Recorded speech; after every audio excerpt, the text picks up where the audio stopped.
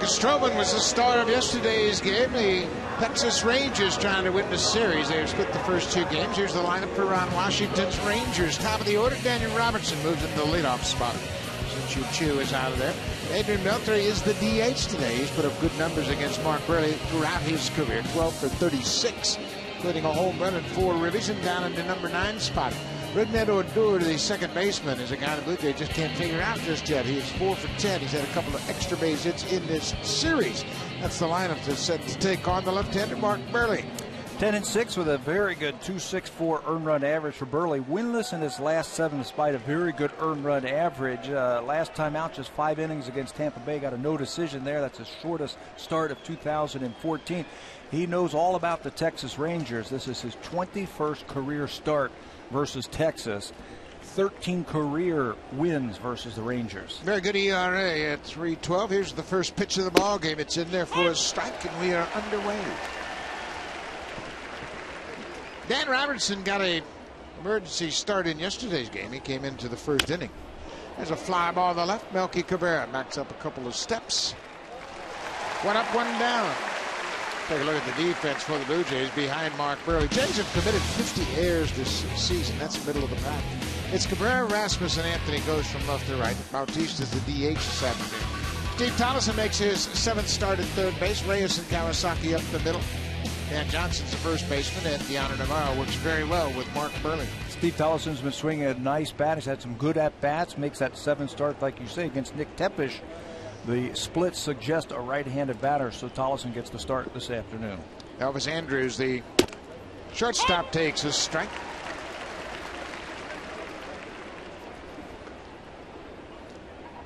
Andrews 2 for 8 in the series. There's another pitch, and what was wrong with that one, Pat? You're the analyst. Tell me. It was a strike.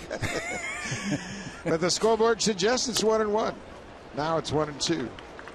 Mark Burley, it moves that ball all around the strike zone, up and down, in and out, backwards and forwards. This one looked like that little cutter that might have been a strike. Pitch is off the plate outside, and Burley works quickly as he always does. Here's the 2-2 to Andrews. Hit on the ground, but foul. Love the pace that Mark Burley works at. Everybody's engaged. Everybody's on their toes when he works so quickly. You talk to every one of the players out on the field, especially a day like today when you've got a pitcher that works as quick as Burley. They love it.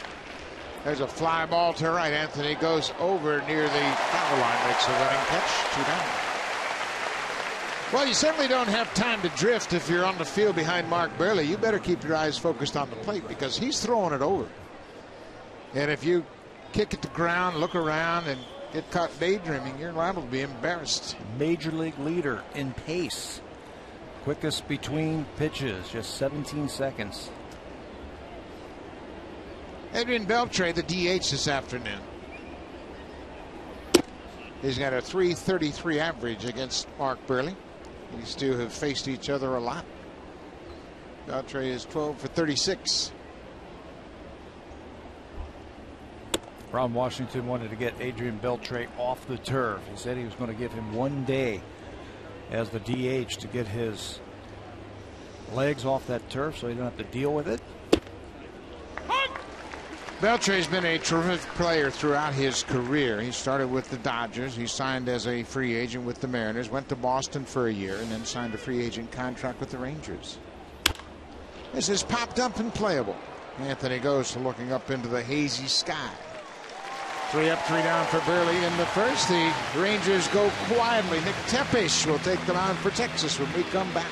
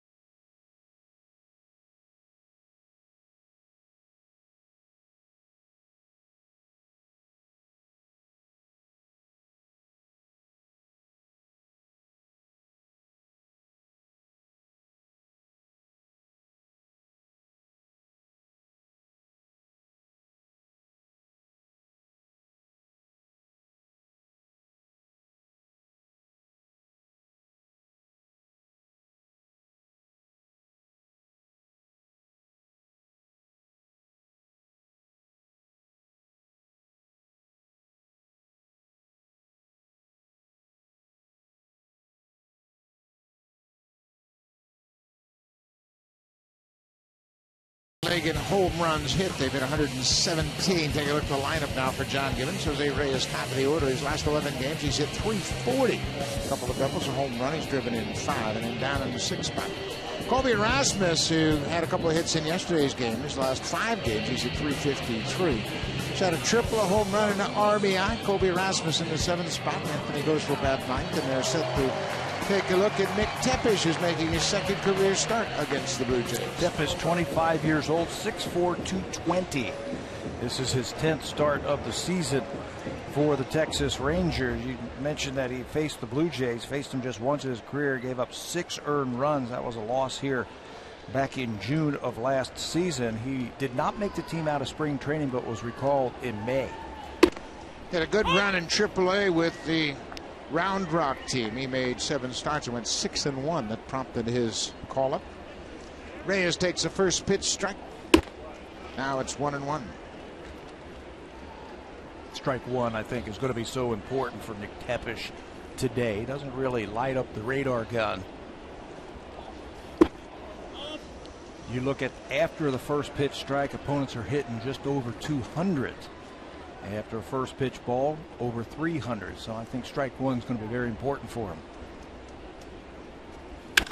There's a drive deep to right field. Robertson back at the warning track, gets there and makes the catch. Dan Robertson making just his 2nd start in right field. Got a good jump on it and stayed with it. Made a nice sliding catch on the warning track. He's taking over for Alex Rios, who is out of the lineup. Smolinski, Martin, and Robertson in the outfield. Adam Rosales starting at 3rd base in place of Beltre. Andrews and Odor up the middle. Chris Jimenez makes his 3rd start of the season at first, and Giovanni Soto is the catcher. Rios out of the lineup for Texas today because that ankle injury that he sustained in the 1st inning, and put Robertson in the lineup and already makes a contribution. Robertson had a couple of hits in yesterday's game, including a hit in that at bat that he inherited with a strike. It was in the 1st inning. Munenori Kawasaki, ball him to strike on the Blue Jays 2nd baseman. Kawasaki had a base hit in the 4th inning, drove in a run. That extended his hit streak to 7 straight.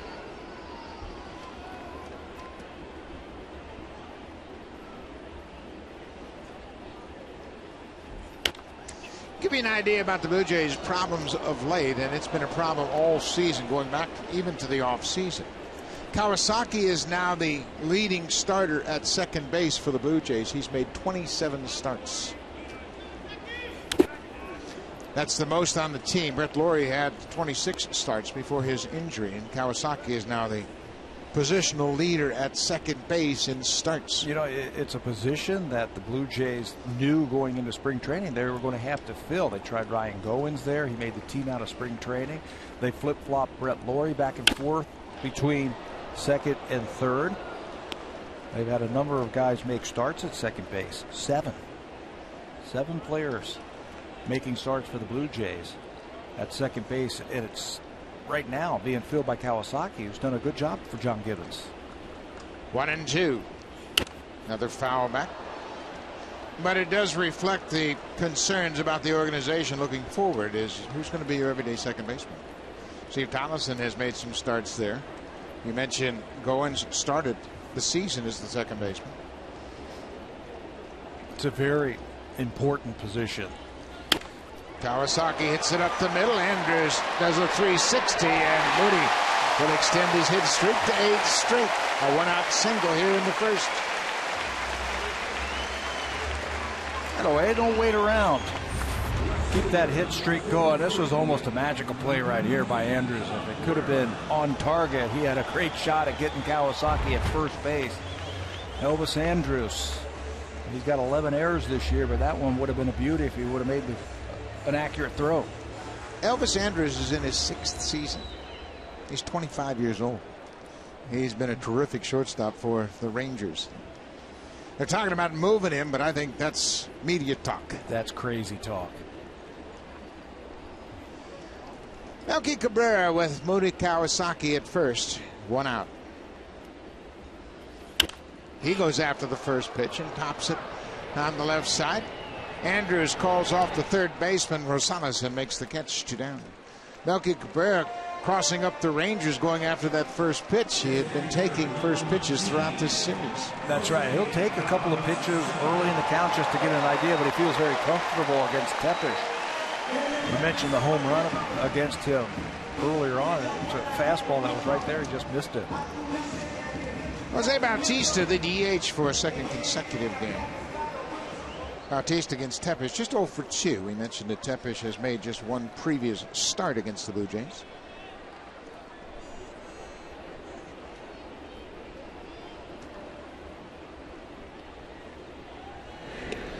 Bautista was 1 for 2 in yesterday's game with a couple of walks. He singled and scored in the 7th. Blue Jays scored 2 in the 7th. That gave him a 4-0 lead at the time. You know what was good about that at bat that you're just talking about? That single. It's a single off the right field wall. He stayed back on a ball that was away from him, and he really drove it out there. Didn't pull off of it. That's something that Jose felt like he has been doing over the last 5 or 6 games, pulling off the baseball. Well, they have thoughts that Kawasaki's running. I think that's the last thing in John Gibbons' mind. Why? With Bautista at the plate, he's not going to open up a base so they can pitch around Bautista. That happened in yesterday's game. Mooney has no stolen base attempts this year. Even if he was successful, you're right. They'd just walk Jose. Well, maybe the Rangers think he's due for a stolen base attempt. Colby Rasmus got his first yesterday. Yes, he did. 0-1 to Bautista. Bottom of the first inning on a beautiful Sunday afternoon here at Rogers Center.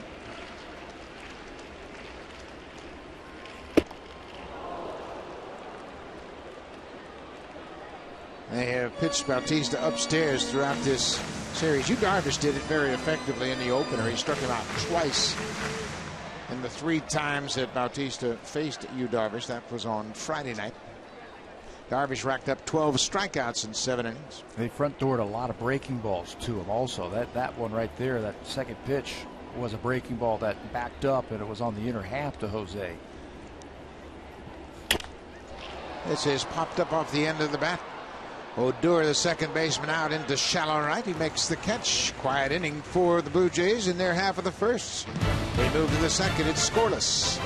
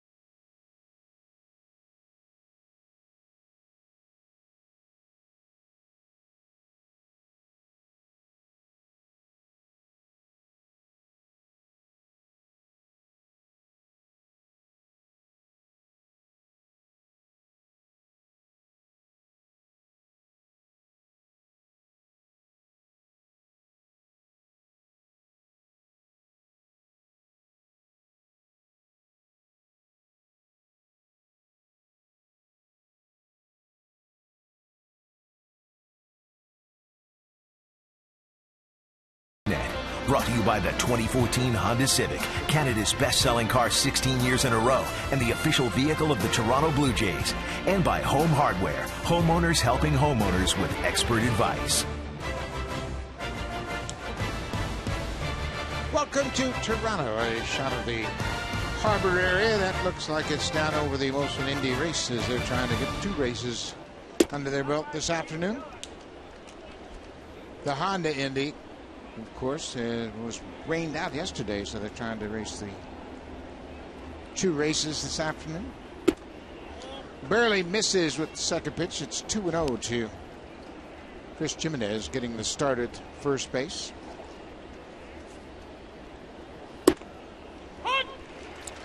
Ron Washington loading up his lineup with right-handers against Mark Buehrle.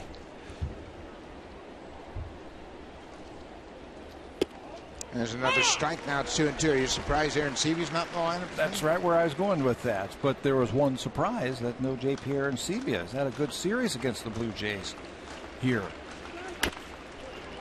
Yeah, I was really surprised you wouldn't see Arencibia in this. He is just 1 for 9 against Buehrle. That's why he's not in the lineup.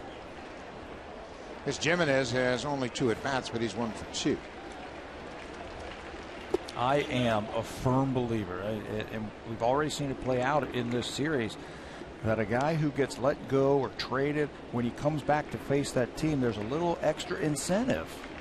I would have played him all 3 games. Yeah, I agree with that. There's a walk, and Mark Buehrle's not going to like that. A leadoff walk here in the second. Mark Buehrle's got a wide assortment of pitches, but one pitch that really stands out for him this year is that curveball. Well, look at the average from 2013 to 2014. He has shaved 48 points off of that, all the way down to 230. The slugging percentage is down. Also, pitch usage with that curveball has been outstanding. Doesn't throw it very hard, just 71 miles an hour.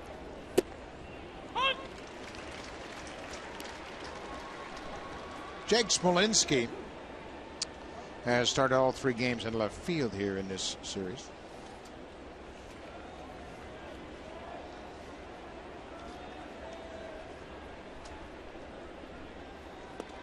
Inside off the plate.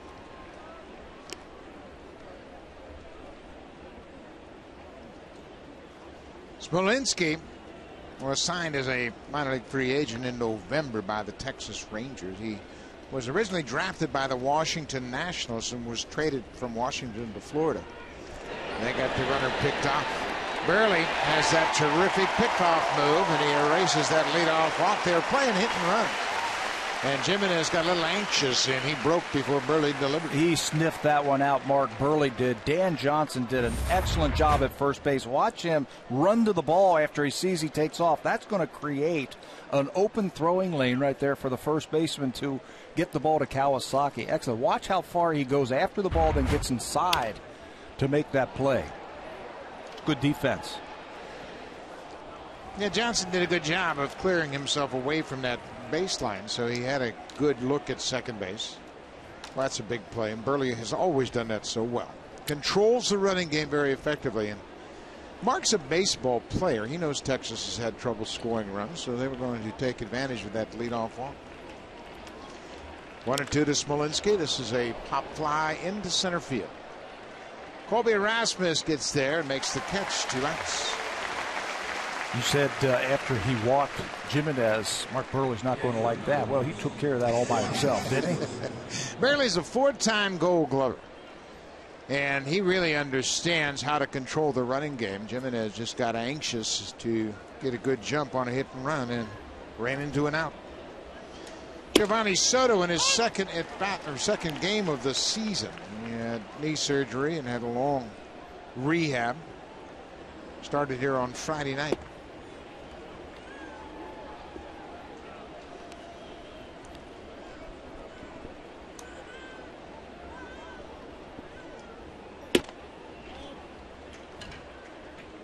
Two balls and a strike to the Rangers catcher, Mark Buehrle. Coming into this game with a 264 earned run average. If he could stay under 3.12, he would establish a new career low in ERA for the season. His best ERA, 3.12 in 2005 when he won the World Series with the White Sox. So consistent this year. If his curveball's not working, he'll go to the changeup. Well, he has done his share of catching hitters guessing. He gets Soto guessing. It's strike 3.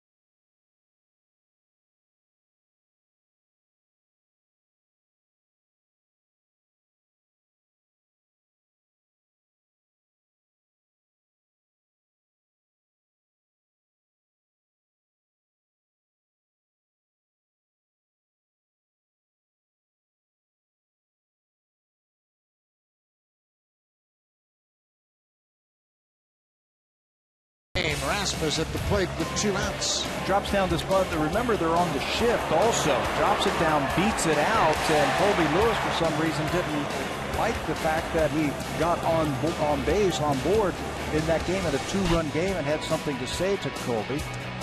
He continued it after the inning was over, and Rasmus picked up on it, of course, but I saw nothing wrong with that. It was a 2-0 game.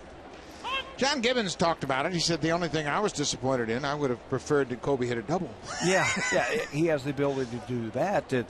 Colby Lewis said, well, he's just worrying about his average. And that's like saying to a pitcher, well, hey, you can only throw fastballs because you're throwing a breaking ball. You're just worried about your earned run average. It's the same thing. Yeah, and too, with all of the shifts that are prominent throughout baseball, you've got to take advantage of it when you can. It was a 2-out bunt base hit to get on base. No problem with it at all. It's really kind of funny because Colby Lewis played 2 years in Japan. They sacrifice when they're 7 and 8 runs ahead. It's part of the game. They just do it. But he took exception to it. It was the second bunt base hit the Blue Jays had against Colby Lewis. I think they had 5 infield hits yesterday, so I think there was a little frustration involved in that also. Gianna Navarro with a 2-2 count. Navarro is the catcher. Boy, he has worked so well with Mark Buehrle this year. They really got on the same page early in spring training, and they have continued to work quickly and work very effectively. You know, one of the things that he has brought in for Mark Buehrle is the fastball with 2 strikes, locking up right-handed hitters, either the cutter or the fastball. And we saw it right at the end of inning number 2. Yeah, Buehrle has been among the leaders all season long in called third strikeouts.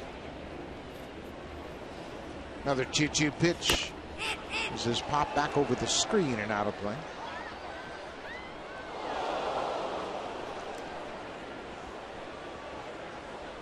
Blue Jays have done a good job with Gianna Navarro keeping him fresh. You can see his last 7 games he's hit over 300.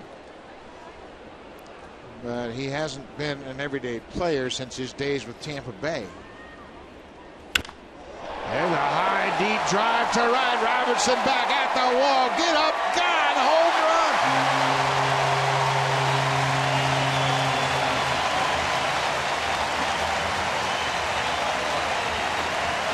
Home run number 6 for Gianna Navarro.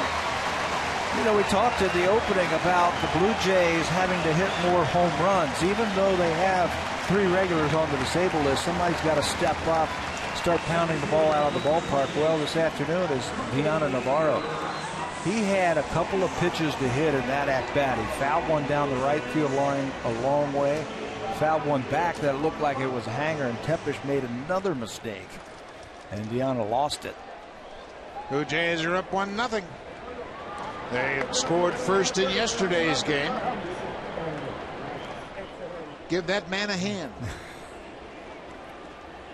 Colby Rasmus takes one down and in on the breaking ball. Cosby's been swinging a hot bat over his last 5 games.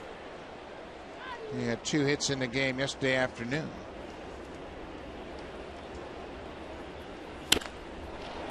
Ooh, nice play by Jimenez. He takes extra bases away from Rasmus. Jimenez making just his 3rd start at first base.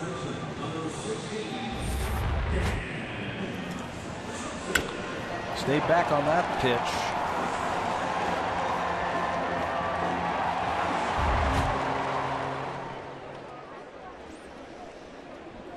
Sixth home run of the season for the Blue Jays catcher. Gives the Jays a 1-0 lead. Dan Johnson had his first 2 RBIs as a Blue Jay yesterday. Had an RBI double and a sac fly.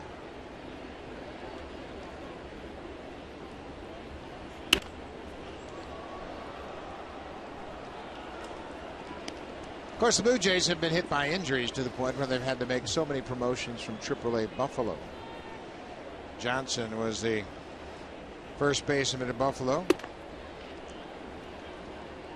Did a good job down there in AAA. Had 17 home runs while he was in Buffalo. Very patient at the plate also. Takes his time and works the count. Good to see him hit a ball, pull a ball to right field yesterday to get that first RBI. Made some nice plays defensively. Made a nice play yesterday over the shoulder catch on a pop-up, and made that nice throw on the pickoff this afternoon. There's a ball. It's got a chance to drop, and it will. It gets down off the glove of Martin, and Johnson's headed for second. Dan Johnson is at second base with one out. Rangers are really playing him to pull. I guess they're remembering about the double he hit into the gap into right center field. So Martin, the center fielder, is playing to pull. This ball inside out, slashes it to left field, and watch it bounce. Surprising. Leonis Martin, the center fielder. A little bouncier this afternoon since they've opened up the roof and the sun is baking that turf now. Yesterday's game was played with the roof closed, and the ball just doesn't react the same when it's open, and that ball took a big hop and got off the end of the glove. It's a double for Johnson, his second in as many days. Steve Tollefson, he drew the start here this afternoon, even though Tepesh is a right-hander. Righties against him are hitting .277 against Tepesh, .238 for the left-handers. So John Gibbons wanted to go with Steve Tollefson this afternoon. The interesting numbers are that Tollefson has gone 4 for 40 against right-handers. He's hit just 100.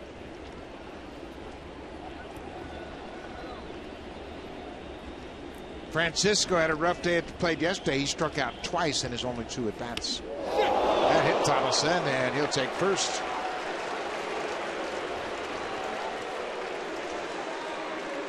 So a double and a hit batter. The Blue Jays have something going. They've already scored on a home run this inning. Deanna Navarro went deep. Nick Tepesh will get a visit from the pitching coach, Mike Maddox. Well, that's the last thing he wanted to do. 0-2.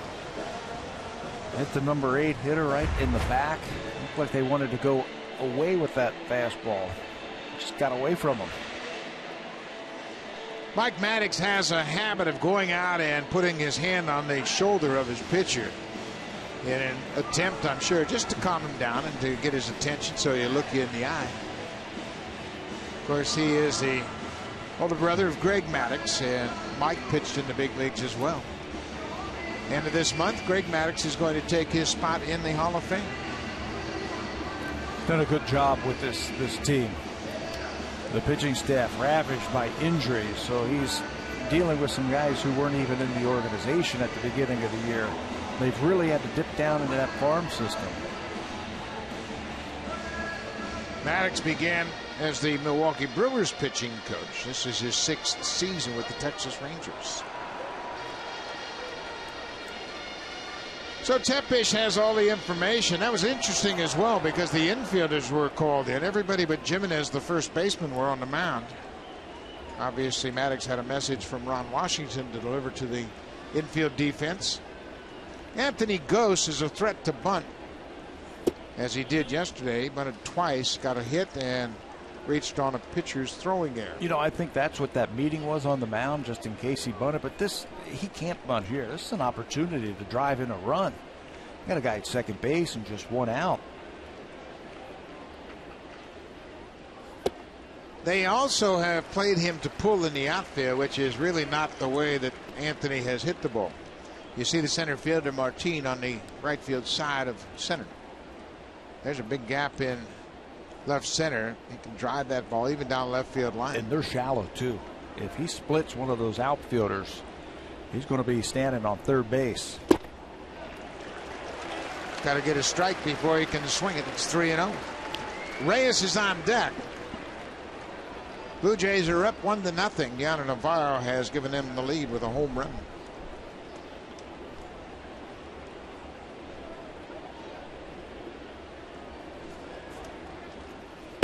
There's a strike. Blue Jays haven't had too many cricket number innings lately. Runs have been tough to come by. That was the last time the Blue Jays faced Tepesh, last June 7th, right here at Rogers Center. There's a ground ball through the left side, base hit. Larry Rivera is going to stop Dan Johnson. That ball was hit right at the left fielder, Jake Smolinski, so he came right toward home plate. Gose gets a base hit to left. Smolinski charged it well and keeps Dan Johnson at third, so the bases are loaded for Reyes. And again, they were very shallow, so you just can't score them. I don't care who was running. Not when the outfielder's playing that close. There's that, what you were talking about, where he hits the ball the other way. The defense didn't suggest that. Smolinski comes up firing. No chance to score Jansen from second base. 3 hits this inning for the Blue Jays. Jose Reyes hit one deep to right field his first time up. He took a nice sliding catch by the right fielder, Dan Robertson, to retire him. He put a charge in it. He's got a chance to bust this game wide open early. There's a base hit to right. Johnson's in to score. Right behind him, here comes Tolleson. The throw is cut off. They have no play. Reyes, a 2-run single to right, a 3-run inning for the Jays.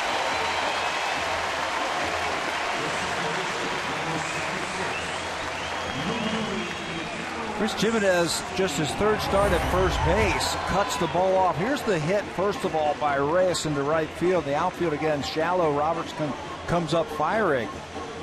He cuts the ball off. He's had a shot, I thought, at the plate if he lets that ball go. It looked like it was on line. It looked like it was going to be one hop to the catcher. No chance to get the other runners who move up. Ghost goes first to third on the single. 3 runs on 4 hits this inning, and a hit batter. Steve Tolleson was hit by a pitch, and he has scored. Ghost is now at third, Reyes at first. There goes Reyes, no hesitation and no throw.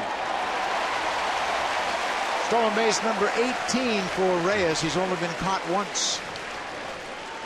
Rangers gave him that base with the speed attempt at third base and Ghost. They elected to hold on to the baseball. Now the infield has to come in.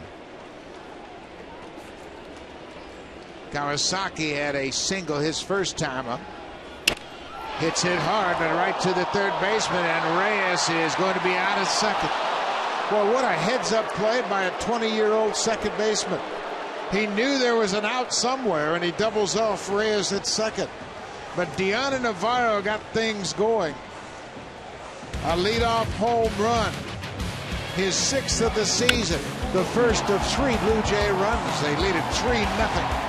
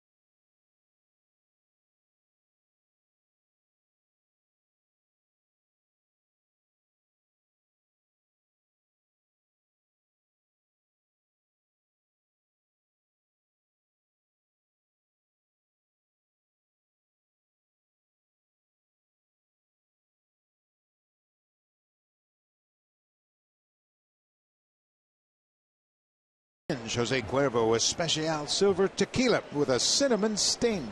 You want to see how you're supposed to hit a hanging pitch? Look at this one over the middle of the plate. Navarro, level bat, and goes right through it. That's how you hit a mistake right there. Home run number 6 for the Blue Jays catcher, and he catches strike 1. Leonis Martin, the center fielder, had that ball go off his glove on a hit by Dan Johnson. Here he picks up a base hit. Leadoff single for Martin.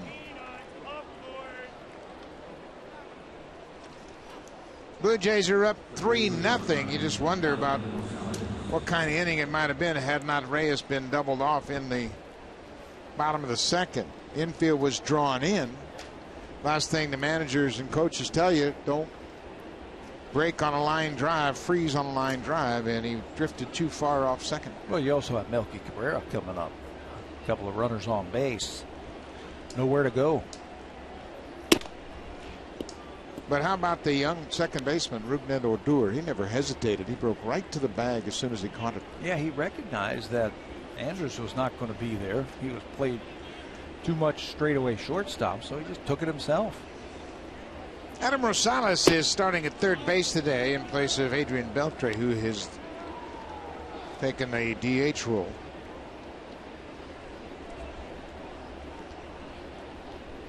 Beltre getting half the day off as the DH.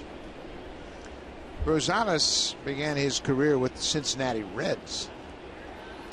He's one of those guys that you always see play, and he plays hard every day, full out. And you always say, this guy is going to be a pretty good player, but it's never really clicked for him in the big leagues. Not as an everyday player. I don't know if he's an everyday player, but he has spent a lot of time with a lot of different teams. There he is, running down the first after the walk. First and second, nobody out.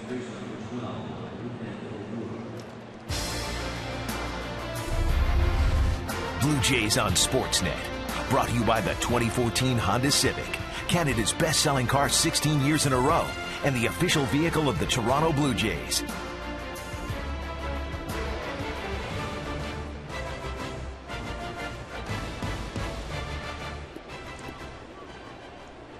First and second, nobody out for the number 9 hitter, Rougned Odor. He's hit .400 against the Jays this season. He's showing bunt and bunts it up the third base line. It's a beauty. Tollison goes to first. Ron Washington not wasting any time, using his number 9 hitter to move the runners up. Kind of curious play when you're down by 3, but it's early in the ball game, and now you've got your leadoff man hitting. I think he feels fortunate that Martin got a leadoff single, then a 4-pitch walk for Mark Burley. So he's like, I'm going to take advantage of this.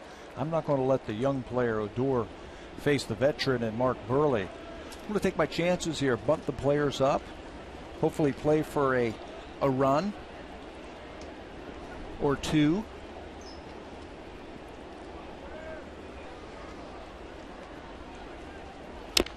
Off the end of the bat, up the first baseline and foul. Dan Robertson, the right fielder, flied out to left his first time up. I could see that strategy that Ron Washington was using right there. Butt them up, take your chances. You know, Blue Jays just scored 3. You have a chance to get 1 here. Sacrifice fly, get right back on the board.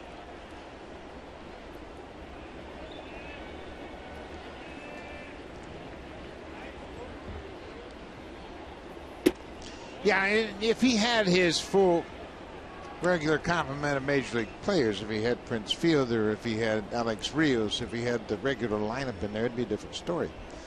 But he's asking guys to perform on a major league level. He's not going to put them in these pressurized situations if he can avoid it. Well, the last thing he wanted to do after those first 2 batters got on was the young hitter Odor hitting into a ground ball double play. And then 2 outs and just 1 on. And hey, I'll take my chances here, play for a couple of runs. 2 balls and a strike to Dan Robertson. Now it's 2-2. Robertson has spent a lot of time in the minor leagues. This is his first opportunity. He started out the season in San Diego's AAA ballpark. And he was very excited to see John Gibbons, who was his manager. Shoots this one into right. That's going to drop. That's going to give them a couple of runs. Here's the throw to the plate. Rosales is in safely ahead of the tag. So Ron Washington rolled the dice with the sacrifice bunt, even though his team was down by 3. And they take advantage of it immediately. That's why he did it right there. He wanted to get a run or 2 back after the Blue Jays scored 3 in the bottom of the second inning. First 2 guys get on. He bunts his number 9 high, and they will cash in on this single. That's a safe all the way. The tag just a little bit late. Ghost comes up firing. He's got a good arm, but it's going to be just a little late. There's Rosales again, hustling around third. He slides with that headfirst slide. He was given the walk on 4 pitches. Ghost has a strong arm, but Rosales outrun the throw. Robertson picks up his 7th and 8th RBIs of the season, and just like that, it's a 1-run game.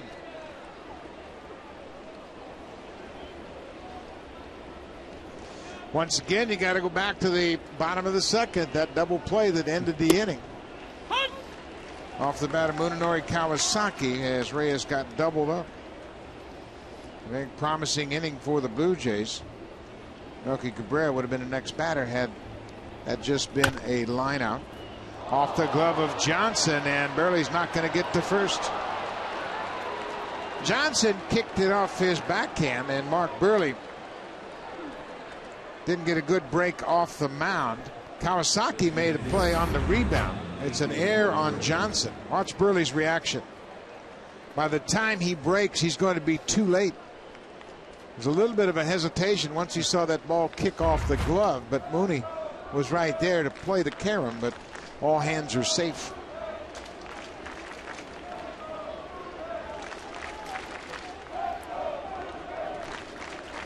And now you've got the Rangers' most dangerous hitter at the plate with 2 aboard.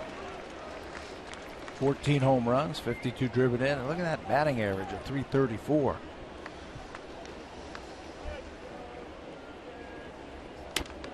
And a home run cut on that pitch.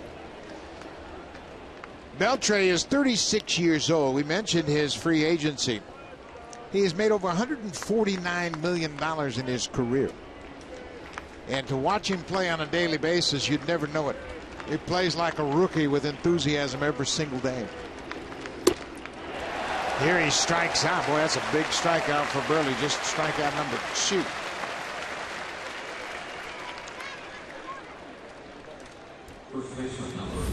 Boy, what a pitch from Burley.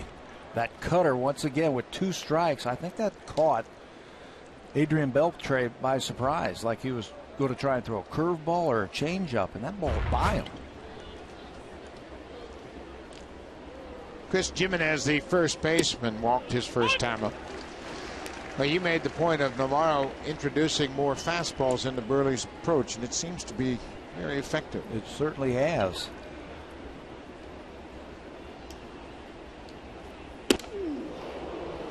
You can see every one of the hitters is hanging out over the plate, guarding against those off-speed pitches. And Burley's picked up on that. He and Navarro both. Yeah, that fastball's 82 miles an hour, and that one surprised the batter.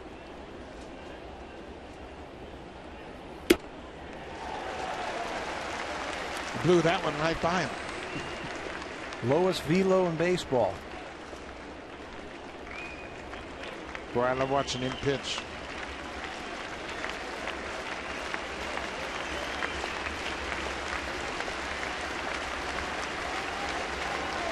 One and two, 2 outs. Well, he's got him set up for a changeup now. Yes. After that 2-strike swing like that, that's a red flag to a pitcher. Okay, you're going to sit on fastball? It's the last one you get. You know, he's thrown him 3 straight fastballs, if you will, up, away, and then that one was a mistake. But Jimenez had a chance. You're right. Changeup should be the pitch right here. 79 miles an hour, another strikeout. Back-to-back strikeouts. Burley maintains a 1-run lead.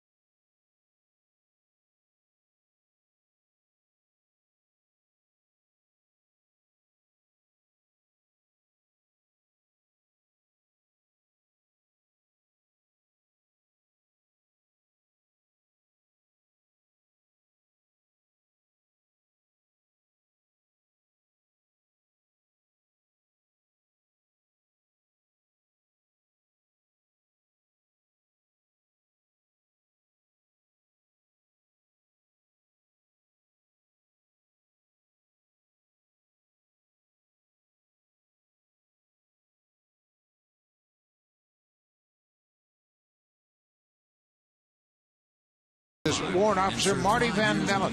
Warrant Officer Van Dellen enrolled in the Canadian Armed Forces in 1995 and has served 5 years with the Canadian Army and over 13 with the Royal Canadian Air Force. He has served on 3 tours overseas and most recently in 2011 on Operation Athena Task Force Afghanistan, receiving the Task Force Commander's Commendation, numerous service medals, and the Canadian Decoration.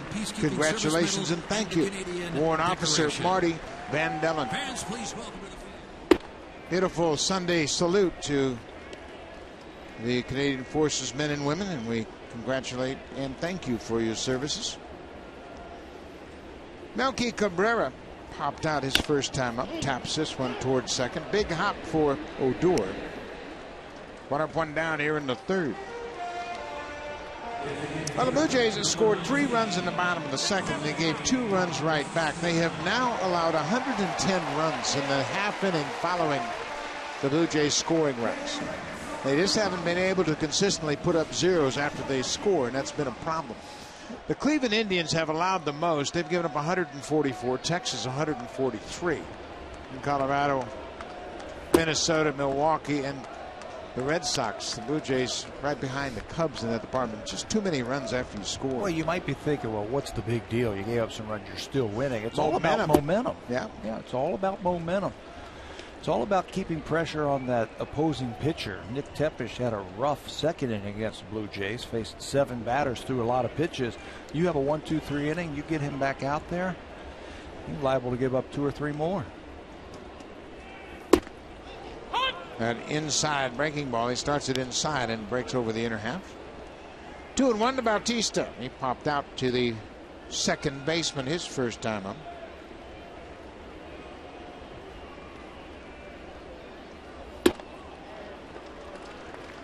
And the Blue Jays have gone through a tough stretch, but they have made some base running mistakes. They've made fielding mistakes. They've had giveaway at bats, and they've all contributed to their record in this second half.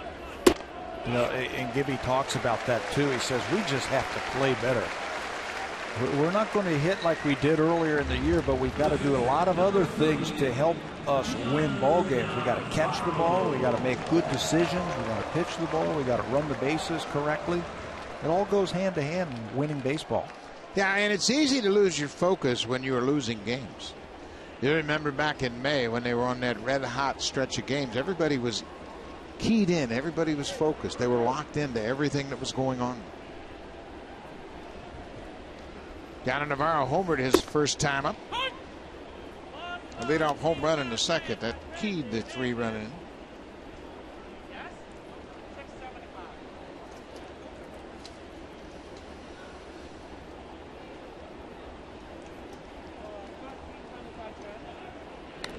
Navarro, over his previous 7 games, has hit over 300.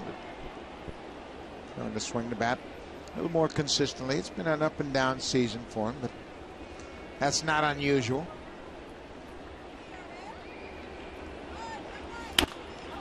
Fouls this one into the seats along the left side. Well, you can always tell he's going to go into a nice hot streak when he's driving the ball. And this time, second inning, pitch out over the plate. And that's not coming back. No chance. As it bounces off the facade of the first deck. It's always good to see Navarro with that short swing, driving the ball to the gaps. Well, he had a good rip at that pitch, just upstairs a bit.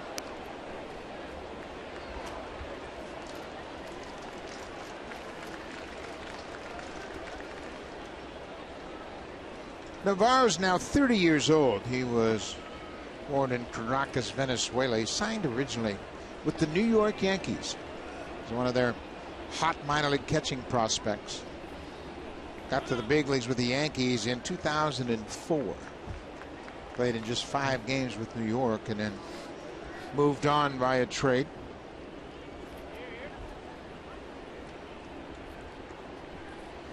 He went to the Dodgers and really found a home in Tampa Bay. That's where he became an everyday player. He was part of that World Series run for the Rays. He actually hit 400 in the division series against the White Sox in 2008. gets out in front of this high pitch. In the World Series in 2008, he hit .353 against Philadelphia. Love those kind of players that when the bright lights are on and the pressure is at its highest, they can perform. Right now, he's seeing the ball off of Nick Tepesch. He's already homered against him. There's a ball down the left side. That's a fair ball. And the fan reaches over and grabs it, so Navarro will end up at second. Bautista moves to third, a one-out double. You know, when you have a player pulling the ball for a home run and then going the other way down the left field line, he's locked in on whatever Nick Tepesch has to offer this afternoon. Good approach. He's had some good swings his first 2 times up. Keeps this ball fair. Looked like it was going to bounce into the stands anyway. Right there. It was going to head into the stands anyway. So a ground rule double, and the Blue Jays are back in business. Well, it's important to answer those 2 runs that the Rangers scored, and Colby Rasmus is going to hit against that drawn-in infield. Good rip as he fouls it back. Rasmus was robbed of a possible extra base hit in the second. He had a hot shot right down the line. Chris Jimenez, the first baseman, he made a nice play of it. Colby hitting over 400 on the first pitch, and he was waiting for that breaking ball. Just missed it.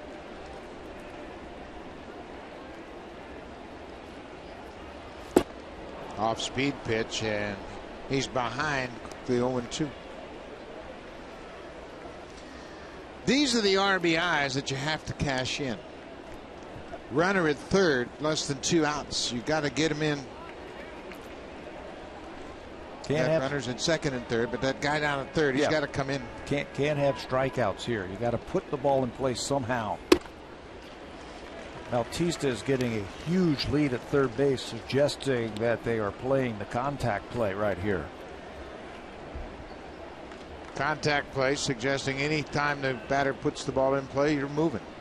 Trying to steal a run right here, forcing the defense to throw you out at the plate.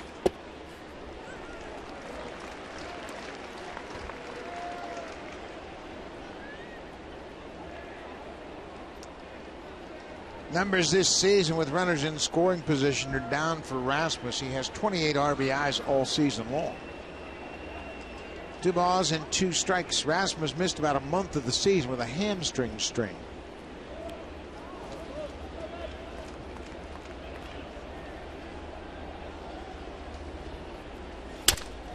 Up the middle, that'll sneak through for a hit. Bautista's in to score. Navarro is going to stop at third, and Rasmus delivers. RBI number 29. Blue Jays get one of those runs back quickly. Well, that's the problem when you have the infield in like that. A ball will squirt through. Infield in, you're playing run. I thought still early in the game that it was a 1-run game. They might have played him halfway, but with the infield in like that, a ball ground, just a little ground ball up the middle. No chance for the second baseman Odor to get it. Andrews, the shortstop, shows his range, almost knocks it down, but it's an RBI single. And once again, Mike Maddox back out to talk to his young pitcher. He was off the bench before that ball was thrown back to the infield. He had something on his mind, and he quickly came out to the mound. Now with runners at the corners, Dan Johnson will bat. He had a double his first time up. Picked up his first RBI as a J yesterday. With another double. Watch how he'll stay back on this pitch and then yanks it into the gap off of Colby Lewis. Good to see. Drives in his first Blue Jay run, first extra base hit. Chance to drive in another one right here. 1 out, the infield at double play depth.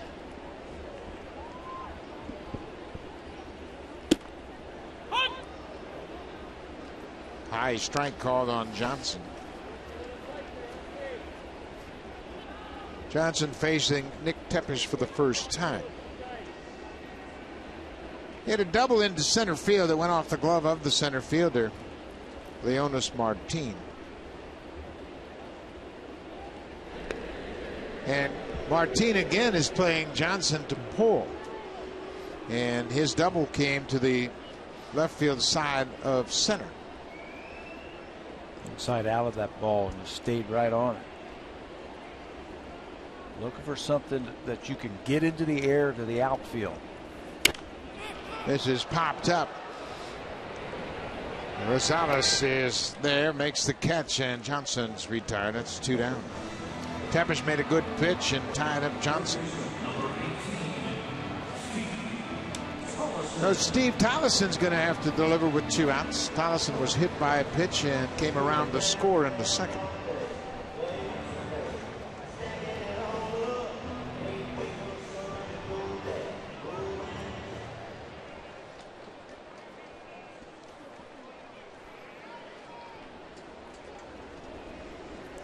A run in, it's 4-2 Blue Jays.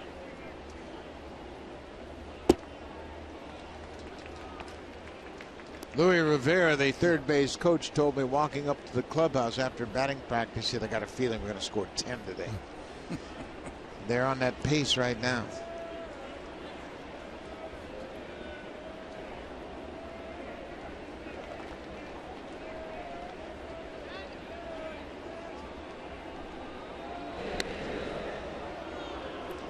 Rasmus has to dive back in at first. He picked up his first steal of the season in his first attempt yesterday.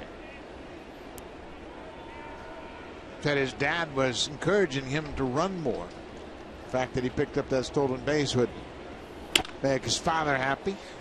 But he's got the ability to run. He's got speed. And you know what? You know it. And base stealing is not about speed.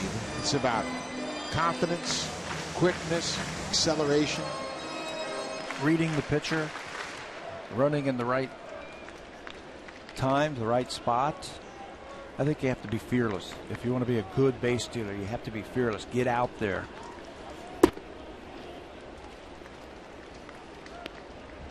And if you can play center field, you obviously can run. So that's part of your game that you can improve on and maybe become more of a base stealing threat.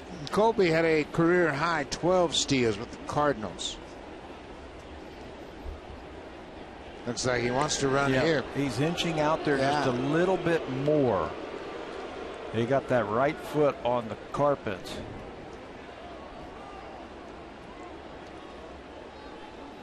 Colby Lewis and Colby Rasmus had a little bit of a beef yesterday, although from a distance. Tell you what, Nick Tepesh has been paying a lot of attention to Colby Rasmus, and now he finds himself behind 3-1. You got 2 outs. The guy you should be worried about is the guy standing in the plate. He's thrown over 3 or 4 times at first base, and now he's fallen behind. Pulled on the ground. Rosales will go to second, the short way to end the inning, but the Blue Jays get a run back. RBI single by Colby Rasmus. It's 4-2 as we head to the 4th.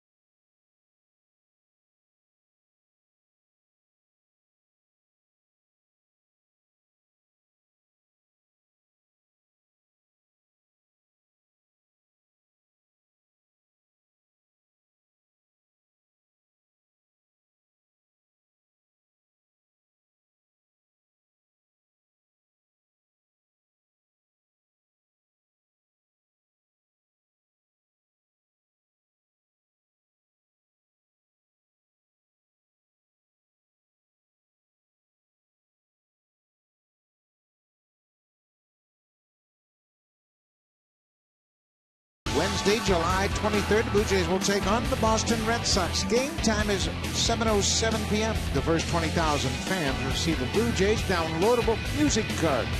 Call the Jays for tickets at 416-341-1234 or log online at BlueJays.com to order your tickets for Blue Jays Music Night presented by TD.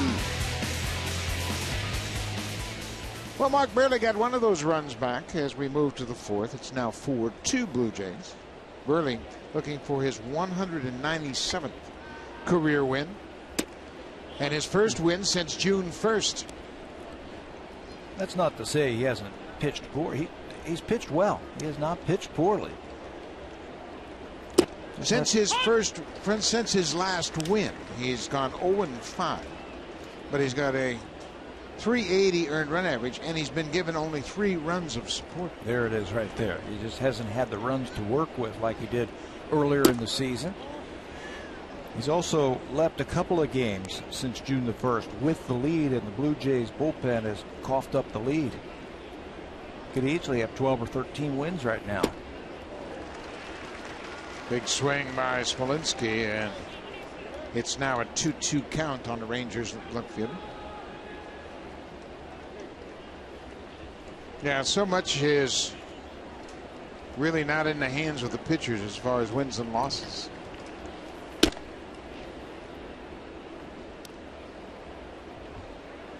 I've always been a firm believer that pitchers really can have a lot to do with the outcome of the game, but you look at what Mark Burley's done, and that's not the case. Well, Burley will want to kick himself after that. Another leadoff walk, second leadoff walk he's issued today. So Smolinski is given the free pass. There are the splits that you were talking about. His first 12 starts of the season, he was 10-1 with an incredible 2.1 earned run average. He was also getting almost 7 runs a game to work with. Last 7, though, 0-5, 360 earned run average, which is still really good. He just wasn't getting any runs. Less than 2. Blue Jays offense has dried up. Giovanni Soto, the Rangers catcher. Blue Jays looking for a double play ball.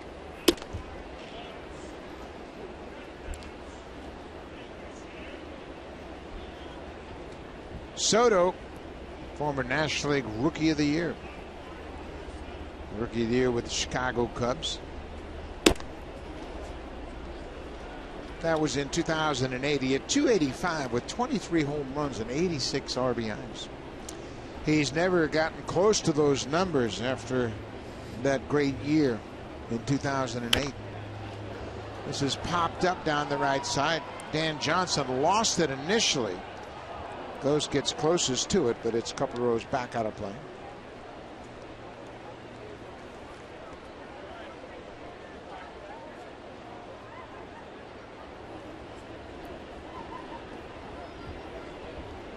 Johnson making his 4th start since being called up from Buffalo. 4th start at first base. There's a changeup, and Soto strikes out.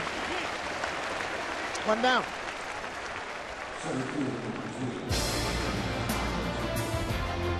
The 2014 Honda Civic, Canada's best-selling car 16 years in a row, and the official vehicle of the Toronto Blue Jays.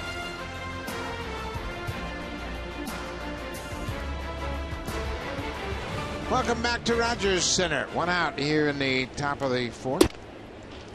Jonas Martin Singleton scored his last time up.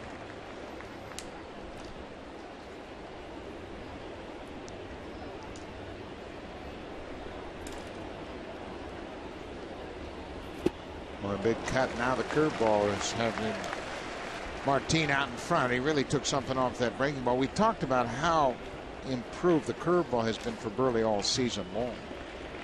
His first half of this year was outstanding. Better spin, big break. He's throwing it harder than we have seen over the last couple of years. This year against the curveball, they're hitting just 230.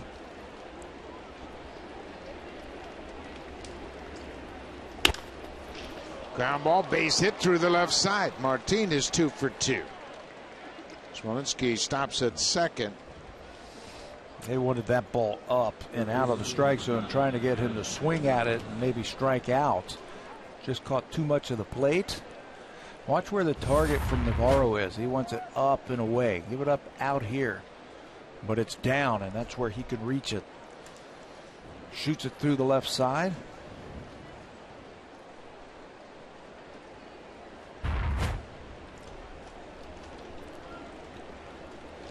One out. There's a deep drive to left. This ball is hooking. It's going to be foul. Adam Rosales jumped all over that pitch. Had a pitch up in the zone. Rosales hasn't homered this year. Just a little bit out in front. They had plenty of distance. Not really a home run hitter, but he'll give you everything he's got.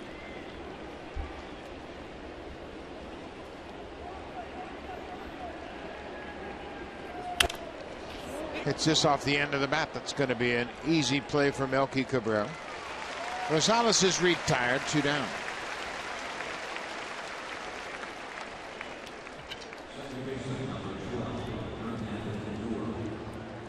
So barely now an out of getting away from that walk-in single. Rougned Odor, the second baseman, had a sacrifice bunt in the third, and the Rangers capitalized on that sacrifice as Dan Robertson, the leadoff man, drove in both runners.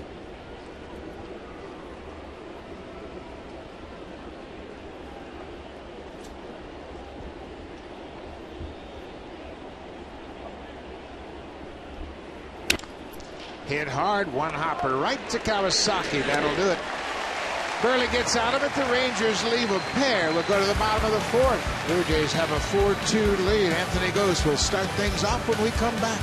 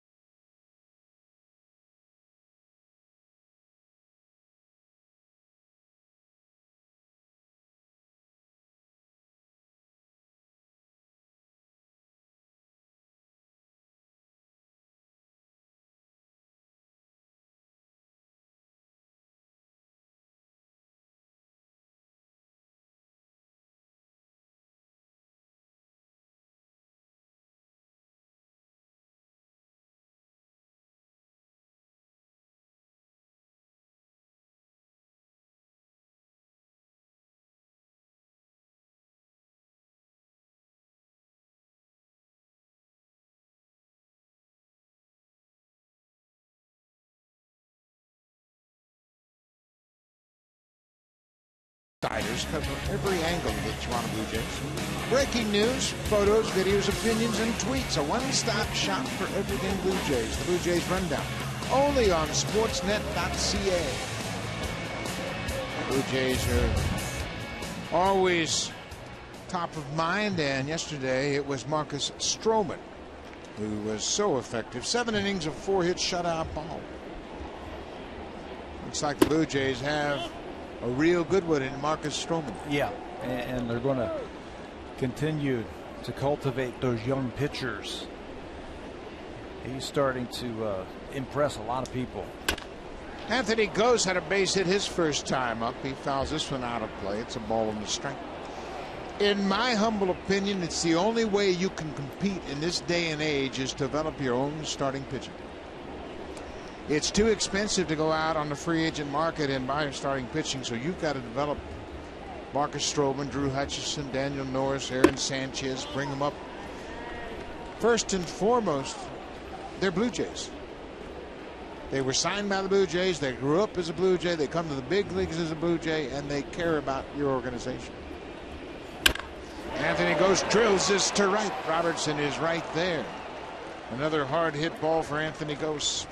Think about all the great teams that put together sustained runs in Major League Baseball. How did they do it? They went and got their own pitching out of their farm system. I think of the Kansas City Royals back in the 70s and the 80s. I think of the Tampa Bay Rays in the last 7 or 8 years. They've developed their own young pitching staffs. The Atlanta Braves, the great pitchers that they have developed over the years. That's the only way I think you can do it. Baltimore Orioles forever and ever. Oh, forever and ever. That goes without saying. And the teams that missed out, that ball's fouled down the left field line. The teams that had all those high draft picks for years and years, but they could never win, they didn't draft pitchers and develop pitchers. The Pittsburgh Pirates for years were terrible. For 20 years they've been under 500. They just haven't been able to get their pitchers. Now they're drafting them. Garrett Cole and Jamison Taillon and all of those young pitchers that are coming up to the big leagues, and they're in the playoffs last year. Yeah, and there are so many #1 picks as position players that have had an impact. And Evan Longoria comes to mind, Tulowitzki, and those position players. But you have to have a balance. How about the St. Louis Cardinals of late? I don't think anybody's done it better than the Cardinals over the last 3 or 4 years. No, and it's all about being a Cardinal. Last year in the World Series, 18 of the 25 players on the World Series roster were signed and developed as Cardinals. 0-2 to Reyes. He had a 2-run single his last time up. Hits it up the middle. Odor near second. Makes a nice throw. 2 down.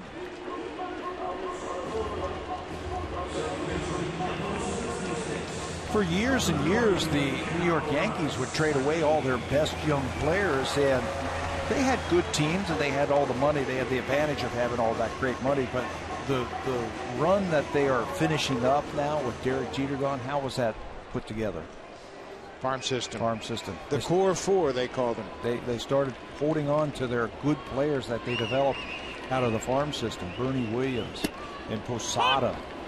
Now, I always found it interesting. It was the core four, but Bernie Williams was the 5th. Yeah, he never made it into that because he started just a little bit earlier than Derek Jeter and Posada and Mariano Rivera. And Pettit. That was the core four. Sure. Munenori Kawasaki has extended his hit streak to 8 straight games. Had a single his first time up.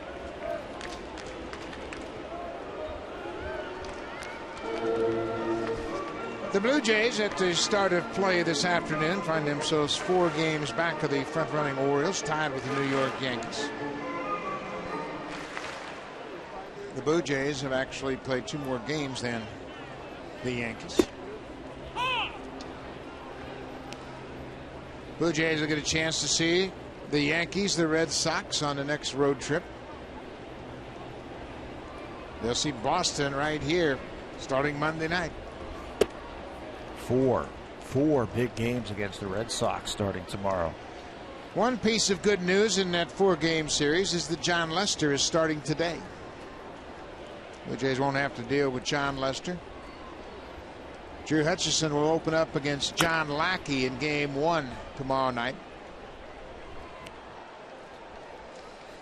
Take a look at the Blue Jays schedule coming up the next 5 series. We mentioned the Red Sox here for 4, including Thursday afternoon. Then Blue Jays go to New York, Boston, and Houston on their next road trip before they come back with a big division rival series against the Orioles. Starts Tuesday, August 5th.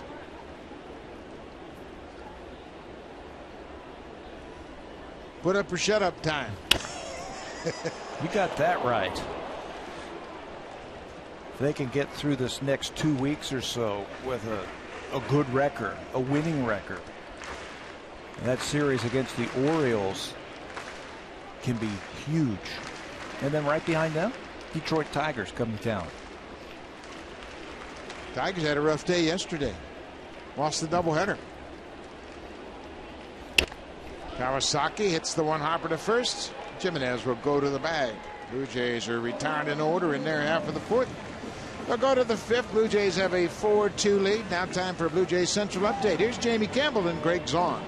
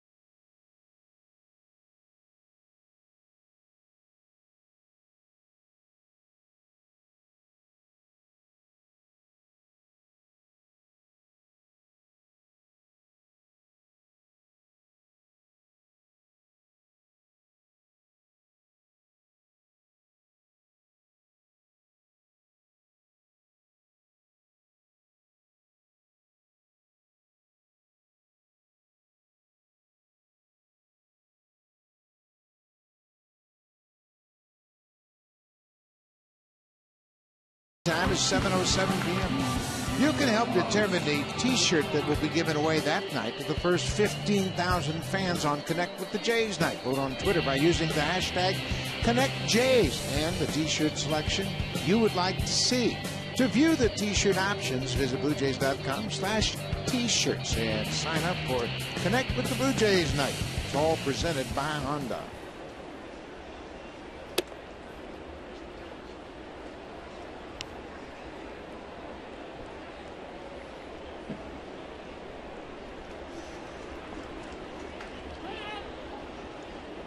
Dan Robertson had a two-run single in the third.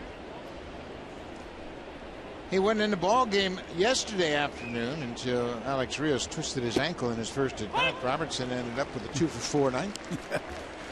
That's the best time to play, right? When you're sitting on the bench, minding your own business, and the manager says, "Hey, kid, you're in." You don't have time to think.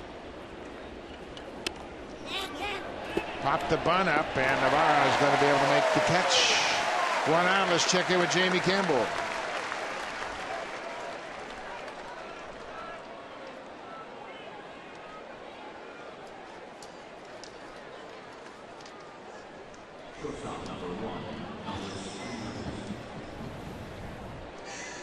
Hey, Jamie, you just don't know how many more home runs Torrey Hunter's going to hit?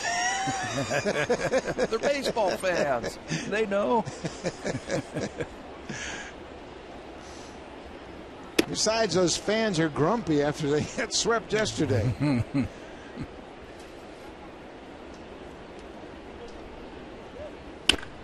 There's a ball ripped over Tollison's glove all the way down to the left field corner. Elvis Andrus is headed to second base with the double. 23rd double of the season. Andrus has been aboard twice now. He's got some pop. He can run. 23 doubles for Andrus. He's just 25 years old. I mean, he was a big acquisition in that Teixeira situation. Adrian Beltre, one of the premier hitters in all of baseball. He got 4 straight seasons with 90 or more RBIs. Miguel Cabrera, Robbie Cano, Adrian Gonzalez, Hunter Pence, and Adrian Beltre. He's in a select group of great hitters. Yeah, and you add to the fact that he's an outstanding defender. Gold Glove winner. He's won it 4 times. He's a clubhouse leader. Very underrated player in Major League Baseball.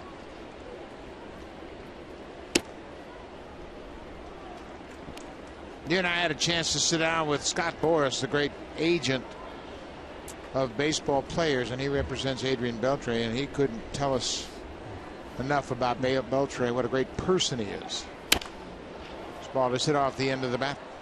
Anthony Ghost moves over. He took a look to see if the runner was tagging, and here's the throw to third. It is offline and late. Anthony Ghost was camped under that ball. Then he took a look at second base to see if the runner was tagging, and indeed Elvis Andrus did tag and advanced. Playing in right field for Jose Bautista is getting ready. Then he looks and says, "Oh, he's tagging, so let me get behind him and I'm going to uncork one." I don't think he would have got him even if this throw was on line. Andrus runs too well. Well, that's where you'll get good team defense right there. The second baseman will go out there and tell you. He'll become your eyes. He'll tell you, hey, he's tagging. Yeah, that's a great point, Pat, because the second baseman has nothing other than that to do. He has no responsibilities, and Munenori Kawasaki can run out there, take a peek over his shoulder, see that Andrus is tagging, and then he can holler to Anthony, he's tagging, he's tagging. I mean, you do risk the chance of losing that ball if you look into second base. This is going to be a tough play for Dan Johnson, and Mark Burley is able to make the play. Burley slid and touched the bag as he caught the ball to end the inning. Another Gold Glove caliber play by the 4-time Gold Glover Mark Burley. He catches it and stretches at the same time to end the inning.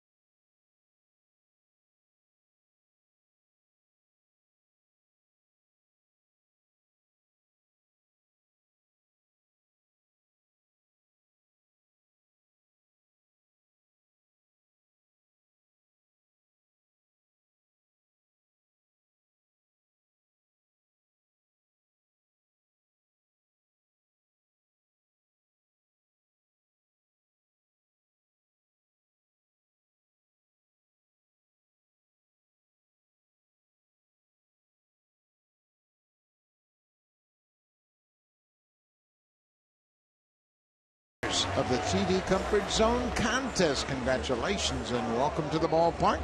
While over in the Jays Care Community Clubhouse, we welcome guests from the Boys and Girls Club of Ottawa. Welcome to Toronto, and if you look up, you'll see yourself on TV. I think they just did. Yeah, they're waving now. There they are again. Hey, yep, that's you. That's awesome. Nothing like kids at a ballpark.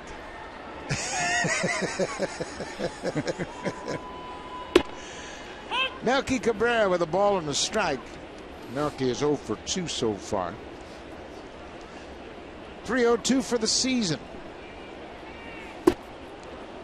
Late on that pitch outside, 1-2.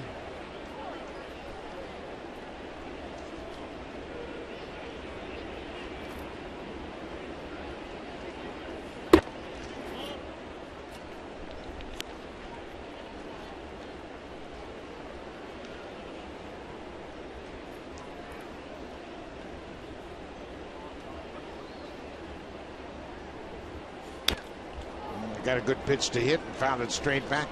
Blue Jays are in a catch-22 here, this situation with Cabrera. He's a free agent at the end of this year. And you think about free agents in their walk season, and teams will say, well, do we go into the offseason as a non-restricted free agent? Melky Cabrera gets a base hit on the 2-2 pitch. He's having a big year for him, so they'll have that decision what they want to do, if they want to try and re-sign Melky or let him walk. This season hit 259 on 2 and 2 pitches, and he sends that one right back through the middle to get it started here in the 5th. Melky Cabrera will be 30 years old on August 11th. He's still got a lot of baseball, and now we know what he can do when he's healthy. He's having a career year.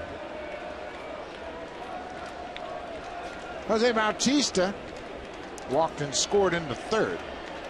Blue Jays have a 2-run lead. It's 4-2 Jays.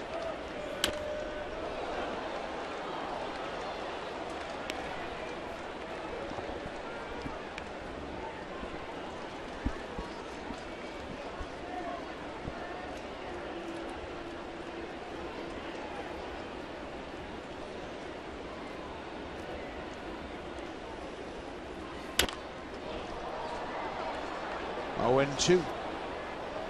Just not staying on that breaking ball away from him. Rangers have pitched him up, and they've kept the ball away from him. Drive that ball to right field if they stay back out there.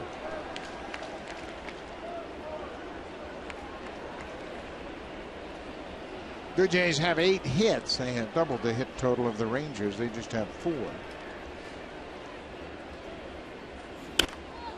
Pitch right inside. You can see Bautista got that fistful of bees as he fought off that inside fastball.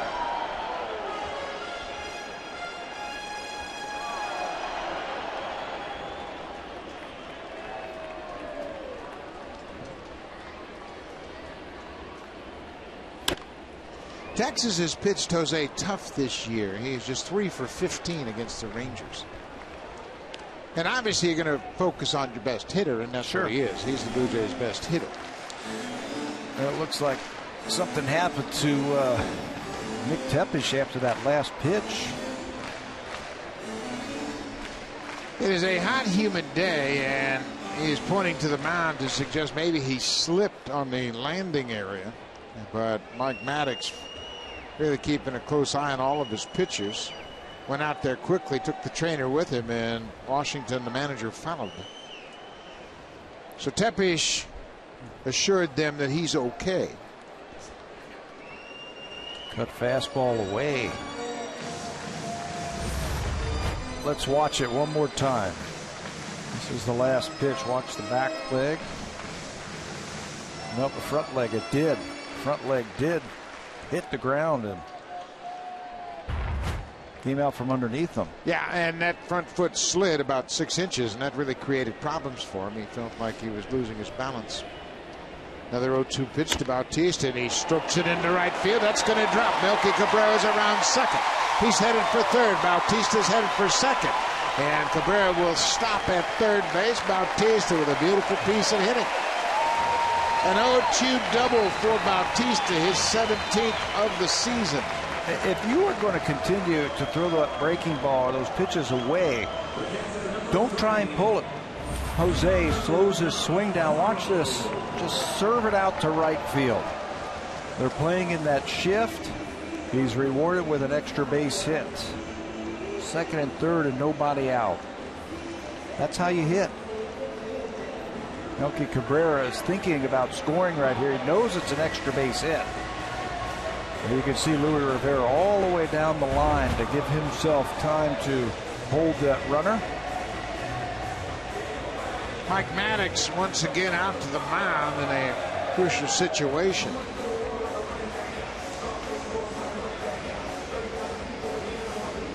The first visit where Maddox came out just a couple of pitches ago, that was not a visit because of the injury where that front foot slipped. This one here, this 3 innings out of the last 4 that Mike Maddox has gone out there to deliver a message to Nick Tepesch. This is not Tepesh's first start of the season. This is his 11th. Chantalison is just now starting to loosen up for the Rangers. Nobody out in the 5th, and Deanna Navarro's had a good start to his day, a home run and a double. Oh, he got a good pitch to hit. That high breaking ball. His goal right now is to hit it to the outfield. That's a minimum. Get something up in the air you can drive. The way he is seeing the ball this afternoon against Nick Tepesch, I'm going to get greedy. I want to double in the gap. Pulled just outside of first base.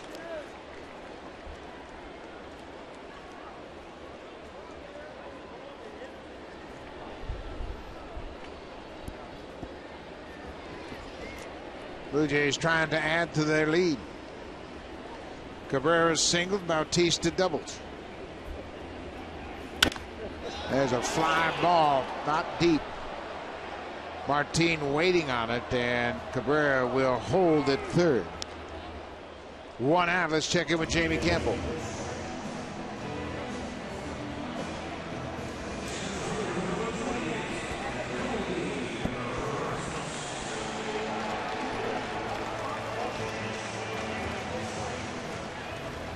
Thank you, Jamie. In a great pitching matchup, Johnny Cueto for the Reds against Hiroki Kuroda. Both pitchers have allowed just 3 hits. The Yankees trying to hang in there with a replacement starting rotation for sure. Everybody but Kuroda not in the original 5-man rotation. 1 out, second and third. Colby Erasmus takes a strike. Colby had an RBI single in the 3rd. He also grounded out sharply to first base in the 2nd.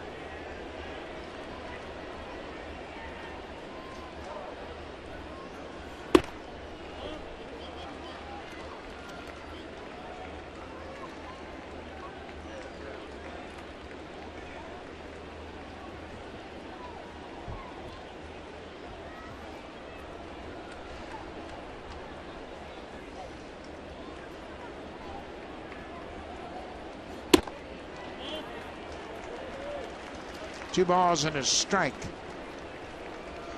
Blue Jays had a double play in a situation like this. Watch Odor, the second baseman, as he's positioned in. He wants to see what this pitch is going to be to help him react to this swing from Erasmus. What could he be looking for? It's going to be an off-speed pitch where he can get a jump on a ball to his left or right, or he can relay that over to his first baseman. What's coming. I'm surprised they're even trying to pitch to Colby Rasmus right here. First base is open. It's hit the ball hard today. Twice. Well, they didn't pitch to him very aggressively. He takes the walk, and that'll load the bases. Dan Johnson will get a chance to hit with the bases loaded, but he is going to face a new pitcher. Ron Washington has made his way out of the Ranger dugout. second trip this inning, and there's the call. It'll be Sean Tolleson coming out of the Ranger bullpen, taking over for Nick Tepesch. Tepesch has given up a single, a double, and a walk, and will leave the game with the bases loaded and 1 out. Tolleson into the ball game to face Dan Johnson when we come back.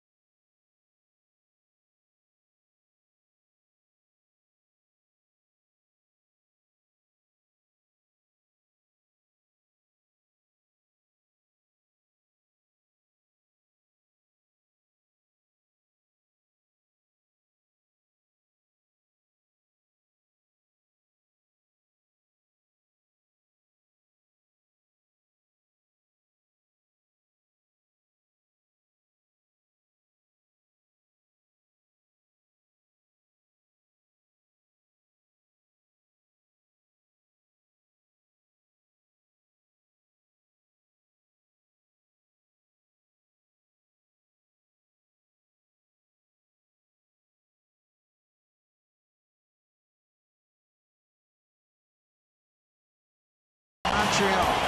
In this issue, Sportsnet magazine rewrites sports history and answers the questions like these and more. Subscribe today at www.sportsnet.ca/magazine.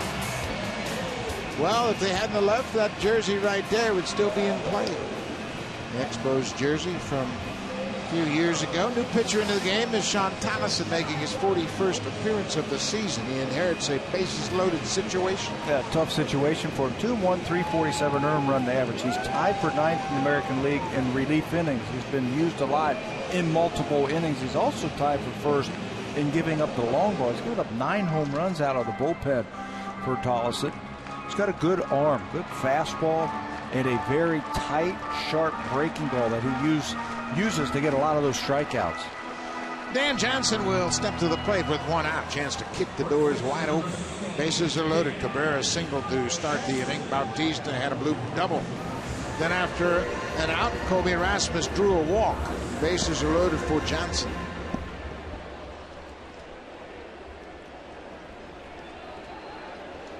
Jays lead at 4-2.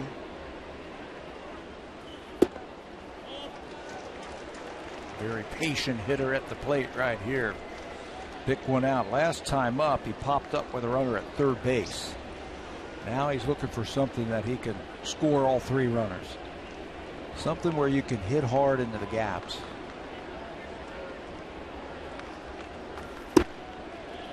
Tolleson was originally a 30th round pick of the Dodgers in 2010 out of Baylor University in Texas. Pitched in 40 games with the Dodgers in 2012. He had injury problems in 2013. This has popped up over near the Blue Jays dugout. Rosales will watch it bounce out of play. If you're wondering about Tolleson, no, he is not related to Steve Tolleson. Sean Tolleson is from Dallas, Texas. Steve Tolleson, Spartanburg, South Carolina. And I asked Steve, any relation? He goes, nope, I don't think so. John Tolleson's dad did play football at Texas A&M.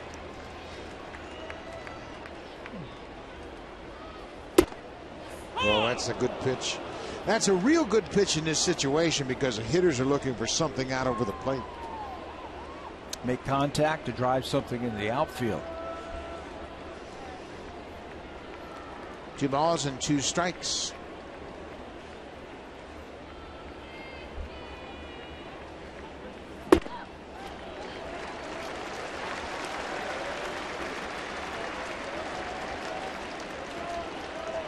Full count. No place to put him.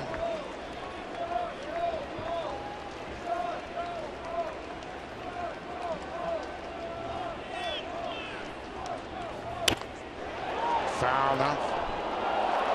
How about that cutting action on that ball? Right in on his hands. Great view of downtown Toronto looking across the harbor to Center Island. Colby Rasmus, you can see him there. He needs to get a big secondary lead to break up the double play right here. If the ball's on the ground, get yourself a run. There's a fly ball to right. This should be deep enough to score Cabrera. Robertson makes the catch. Milky tags at third. Bautista did the same from second, and the runners move up.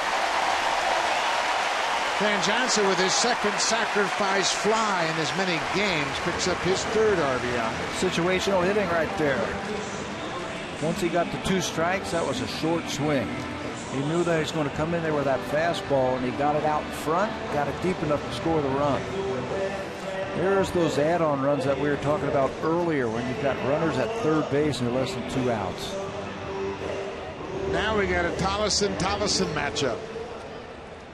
Steve, the third baseman, against Sean, the Rangers reliever.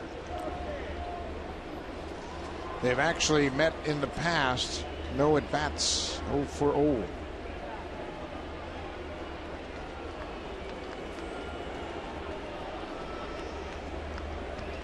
Tollison was hit by a pitch and reached on a fielder's choice. 2 outs, a run in. Again, the Blue Jays have had opportunities. They've left 4 on base. They have 2 more on base now.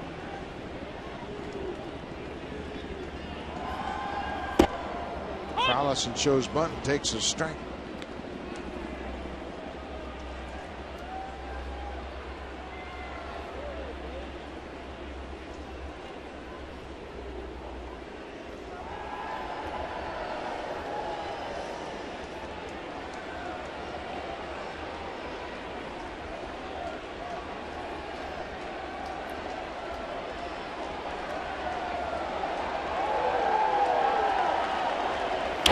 There goes the runner. Rasmus was off on the pitch, but it's fouled out of play. He'll return to first.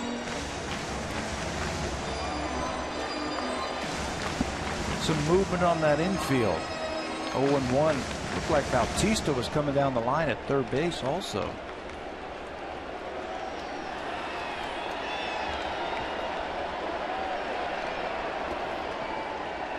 Oh, and 2 outs. Maybe the Blue Jays will try to steal a run here in this situation. The middle infielders are back. Bautista way down the line at third. There goes Rasmus. There'll be no throw. They'll concede second. They were already down by 3, so they didn't want to chance Bautista making a break for the plate. Rasmus picks up his second steal of the season. Steve Tollison faced Sean Tollison back in May this year in Arlington. He ended up walking against him.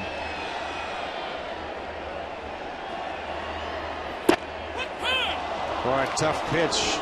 Down and away, knee-high strikeout. Tollison, Sean strikes out Steve to end the inning and leave 2 more. Here comes the Home Hardware Cleanup Crew, brought to you by Natura. Home Hardware's exclusive line of safe, environmentally friendly cleaning products.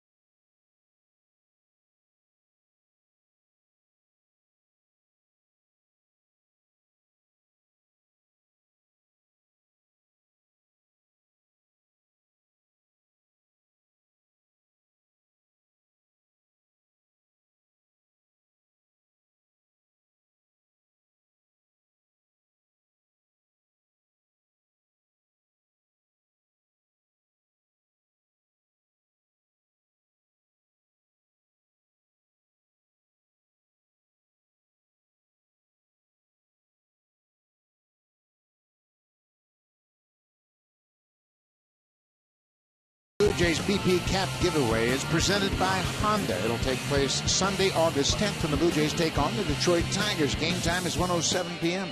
The first 20,000 fans will receive a replica Blue Jays BP Cap. Call the Jays at 416-341-1234 for tickets, or log online at bluejays.com and get your tickets for the Blue Jays BP Cap giveaway day, Sunday, August 10th. There's that BP cap right there, the one with the big red maple leaf on the crown. You also get to come to the ball game and you get to see the Tigers. Could be a big series for the Blue Jays. Could be a big series for the Tigers. They've lost 4 in a row. Cleveland's won 4 in a row, and the Indians are 4.5 games back in the Central. Kansas City lost 2 in a row to the Red Sox, and they've slipped back to 6 games back. Kansas City a flat 48-48. Some talk of them maybe getting an extra hitter for their lineup. I heard Alex Rios' name involved in that one. He got hurt yesterday. So well, he sure did, and that puts a damper on those trade talks. You just don't know how long that ankle is going to have him out. Jake Smolinski is 0 for 1 with a walk. Boy, that's the thing this time of the year. GMs can be engaged in all sorts of trade discussions, but get a player hurt. All of a sudden somebody gets hit by a pitch. You just never know when things are going to change dramatically. Another fastball called strike 3. 1 down here in the 6th. Strikeout number 5 for Burley.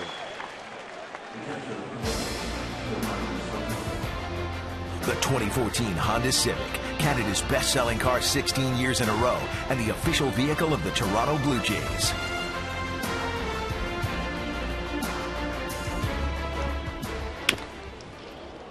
Giovanni Soto goes after the first pitch and lines it over Kawasaki's head into center field. Soto with his first hit of the afternoon, a 1-out single.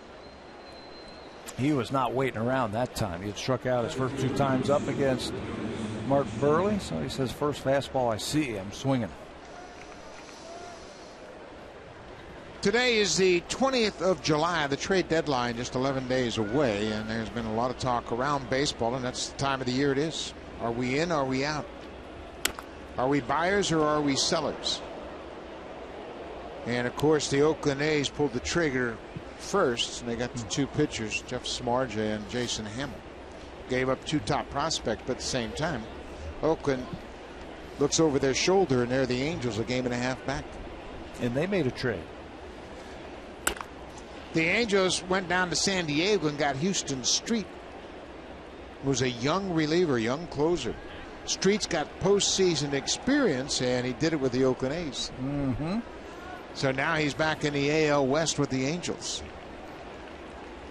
0-2 to Martin. Back to Burley. He swipes at it. Kawasaki will wait on it. Goes to first just in time, and Martin says, no, you got to challenge that, and here comes Ron Washington. Martin hustling down the line. It was bang, bang. Kawasaki had but 1 play, and that was to go to first. Well, this is going to take a while. They're going to look at every angle here, but Ron Washington is walking out there to get his attention. That one's a tough one to see because you're not real sure when the ball got in the glove. This one will be definitive, I think. Oh, man. He is on the base. Yeah. They're going to have a look at that one, and that one's going to get overturned. Well, I say that, and then we have thought that before. Chris Conroy made the call at first base. Look, that one was easy right there. That one shot that we just had from looked like a tight center field. Bill Welke on the left is the crew chief. Chris Conroy on the right is the first base umpire who made the call. Well, the replay is just being played up on the board, and the ball's a foot from the glove of Johnson when Martin came down on the base. This might be a record for the shortest replay right here. Well, we've already decided what it is. Kawasaki had no play.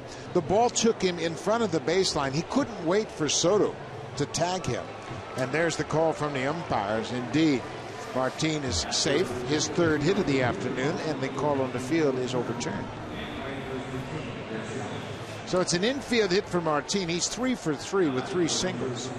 Martin runs so well. The only thing I think Kawasaki could have done is maybe positioned himself in the baseline to field that ball. And just wait for it to come. Wait for him to come to him, and the runner has to stop, and then he gets the force at second base. But that's a lot of pre-thinking.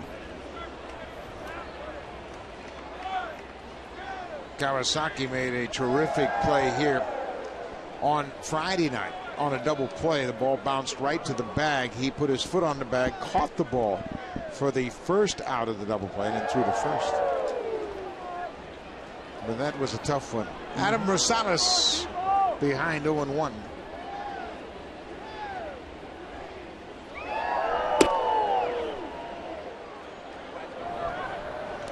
Todd Redmond, we were told by John Gibbons that he's going to inherit more meaningful innings of work, and this is certainly a meaningful situation. Meaningful innings and pitch more frequently.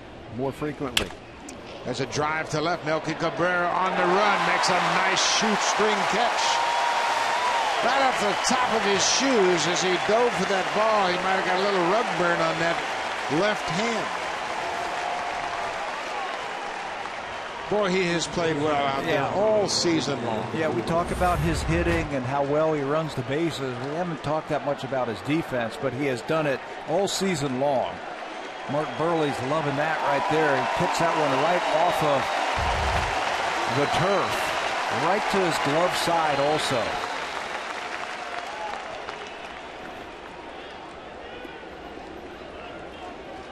Two outs now for the number 9 hitter, Rougned Odor.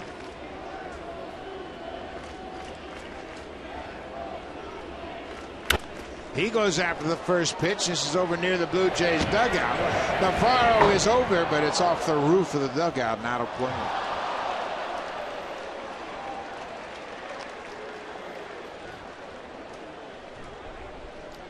Blue Jays haven't won a series since July 2nd. They beat Milwaukee 2-0 in a short 2-game series. That's the last time they've won a series. Burley has a chance to do that this afternoon against Texas. That was 3 series ago. Oakland, Los Angeles, Tampa. There's a base hit to right. They're going to stop Soto at third. Ghost comes up throwing, and Navarro finally corrals it. The bases are loaded. Odor with his first hit. So 3 hits in the inning.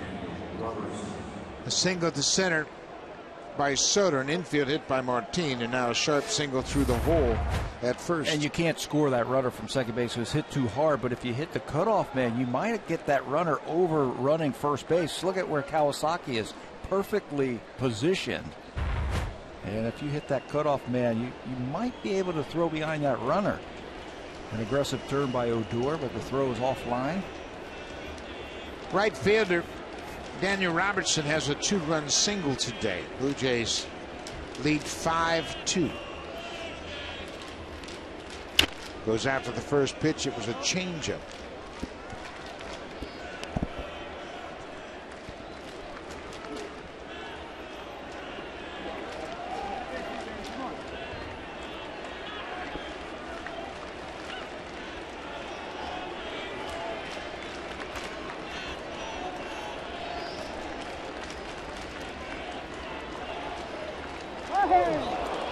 And that's a balk. Burley lost his footing.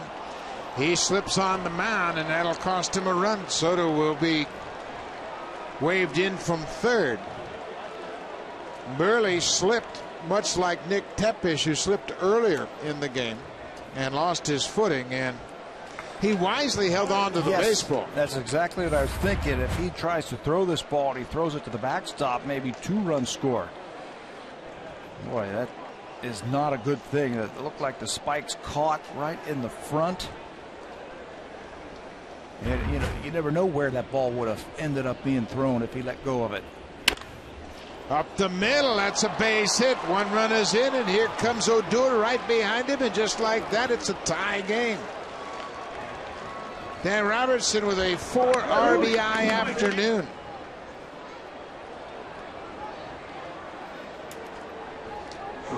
Boy, Boy, how about that? Just one pitch from getting out of this with nothing happening, and the Rangers work Mark Buehrle over for 3 runs. Right back through the middle. Nothing that Kawasaki can do on that one. And we're all tied.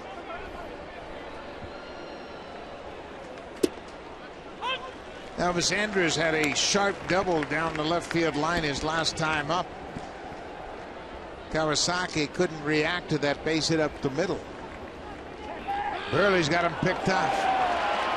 And there's the tag at first base. Johnson tags Robertson. That ends the inning, but the Rangers with 3 runs in this top half of the 5th have tied it. It's 5-5.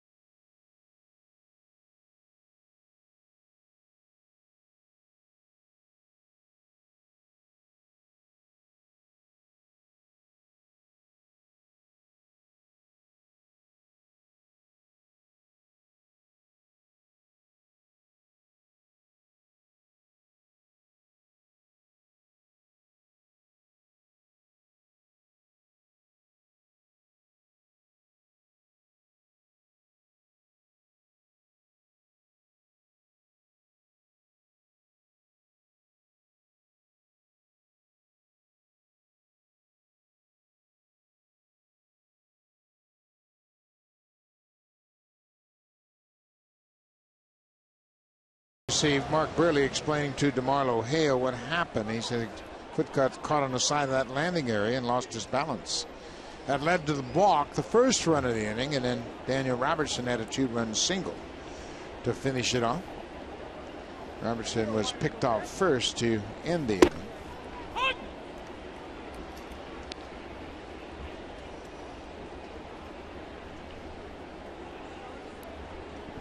And all of that doesn't matter much to that young lady right there. I got my ice cream cone and everything is cool. And that's the only thing that matters, that ice cream. Anthony goes with a big cut. Anthony's 1 for 2. He had a sharp single through left side of the infield in the second inning. Sean Tolleson in relief of the starter Nick Tepish.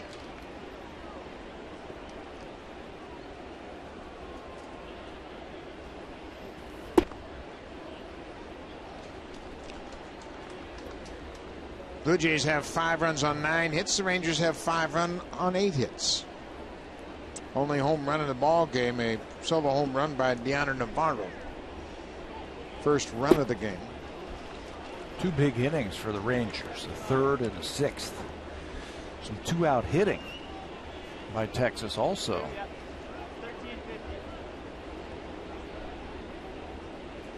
Dan Robertson has a career high 4 RBIs, and there's an off-speed pitch and goes strikes out. 1 down here in the bottom of the 6th.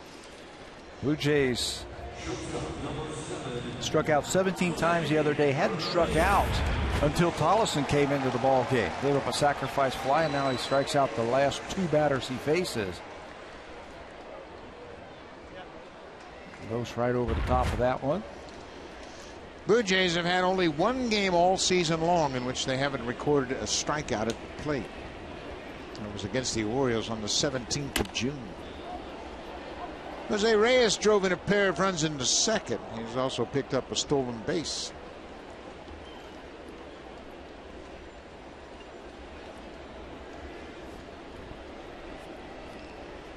The roof is beginning to close here at Rogers Center. Been kind of a cloudy, iffy day all morning long into the afternoon. Now the clouds have intensified, so the roof is beginning to close. Got a standing ovation before the game when they opened it up. I thought that was for me.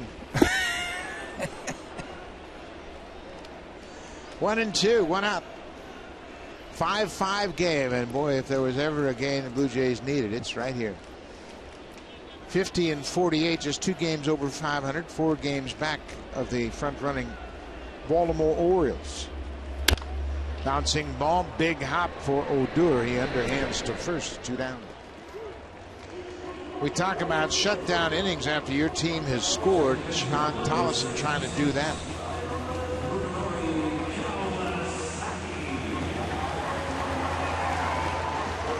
Mark Burley, after striking out the leadoff man in the 6th, gave up a bloop single, an infield single. Got a line drive and a nice play by Melky Cabrera in left. Another base hit and a balk contributing to the 3-run inning. And a reversal at first base, also on the umpire's call. That was on the Martin base hit. It was originally ruled that he was out at first. They reviewed the play and it was overturned.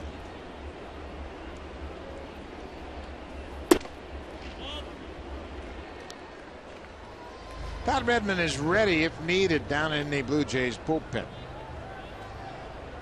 You see a reliever like that stay warm, probably entering this ball game. Yeah, generally, if they continue to throw with 2 outs in the bottom of the inning, he's coming into the game.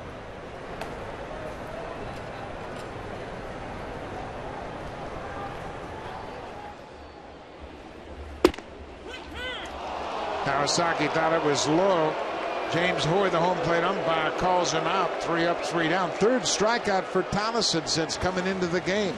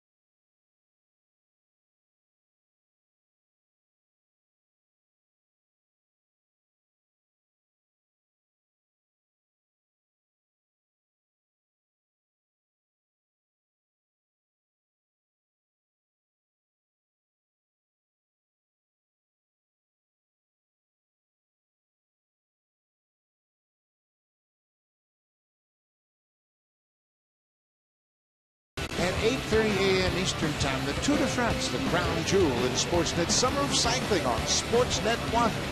Make a note, it's Tuesday as they have an off day in the Tour de France. Tomorrow, the Honda Indy is going on just down the road, and we have been enjoying some great shots from the aerial cameras of the Honda Indy. New pitcher for the Blue Jays, Todd Redmond, making his 27th appearance. Redmond had a 1/3 of an inning here on Friday. Got out of the 8th inning with a fielder's choice. not pitching in that long relief now, so John Gibbons can use him multiple times in a week. Brad Mills is now the long man out of the bullpen for the Blue Jays. Redmond has done a good job for him. Got a very good earned run average.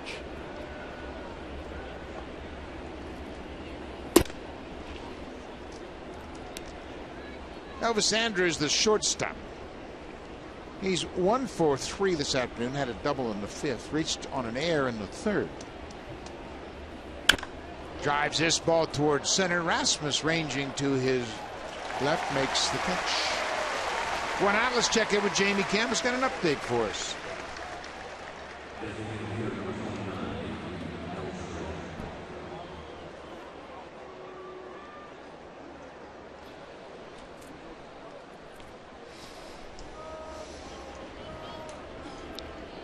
John Lester, 3-hit shutout through 5 innings. He hasn't walked a batter and struck out 6.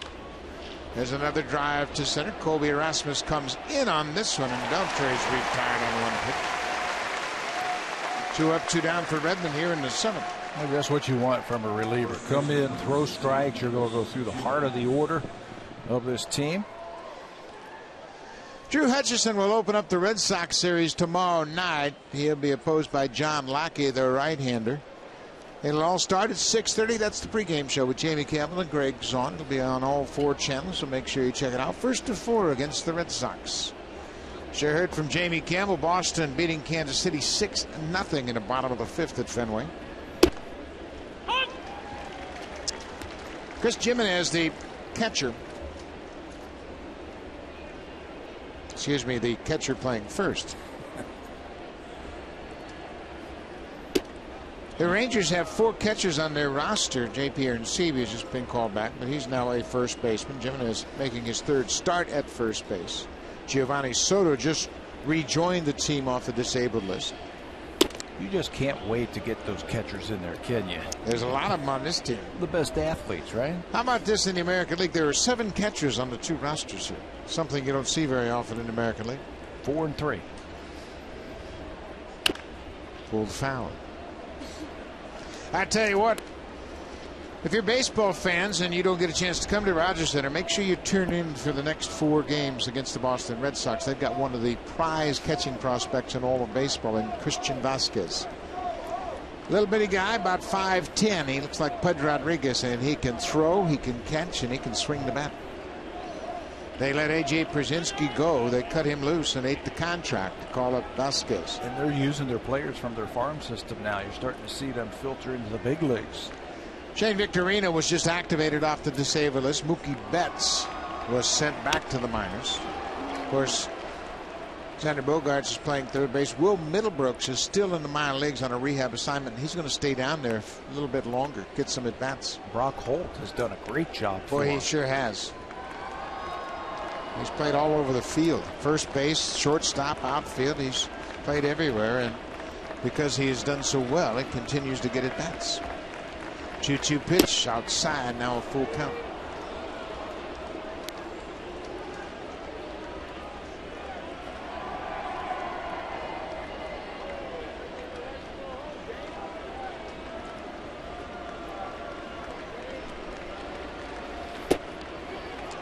Two-out walk issued to Jimenez. 2nd time he's taken a walk this afternoon. That hurts. He was ahead of him and he lost him. He doesn't do that very often. Doesn't walk too many batters. He's been pretty good with his command, and he has an aggressive mindset to begin with. Redmond with 13 walks in 49 innings. He's got a 3-to-1 strikeout to walk ratio. Jake Smolinski, the left fielder.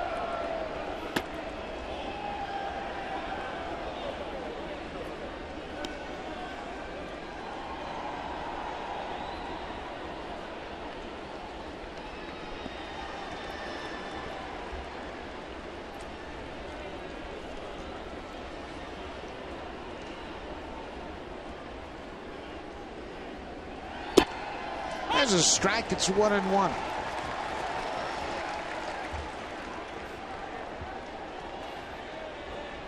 Top of the 7th inning. 2 outs.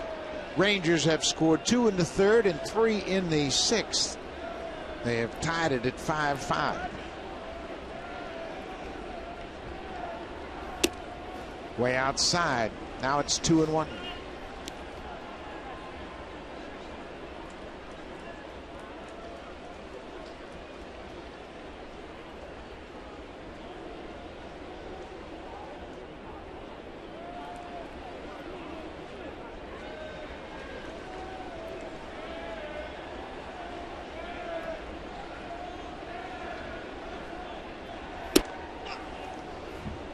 All of a sudden, Redmond can't find the strike zone. He walked Jimenez with 2 outs, and now he is fallen behind 3-1 to Jake Smolinski. Was pulled off just a little bit on those last couple of pitches. The front side has opened a little bit too quickly. Giovanni Soto, the catcher, is on deck, and there's a fastball strike that's popped into the seats.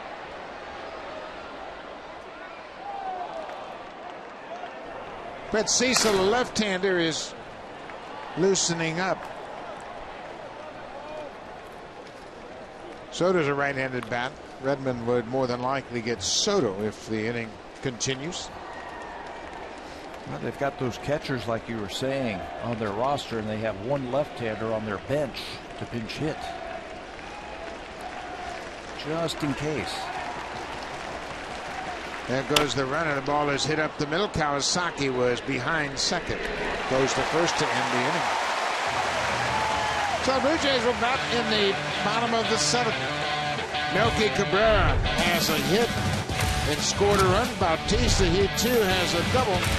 Yana Navarro's had a big day, a home run and a double. Middle of the order for the Jays when we come back in this 5-5 game.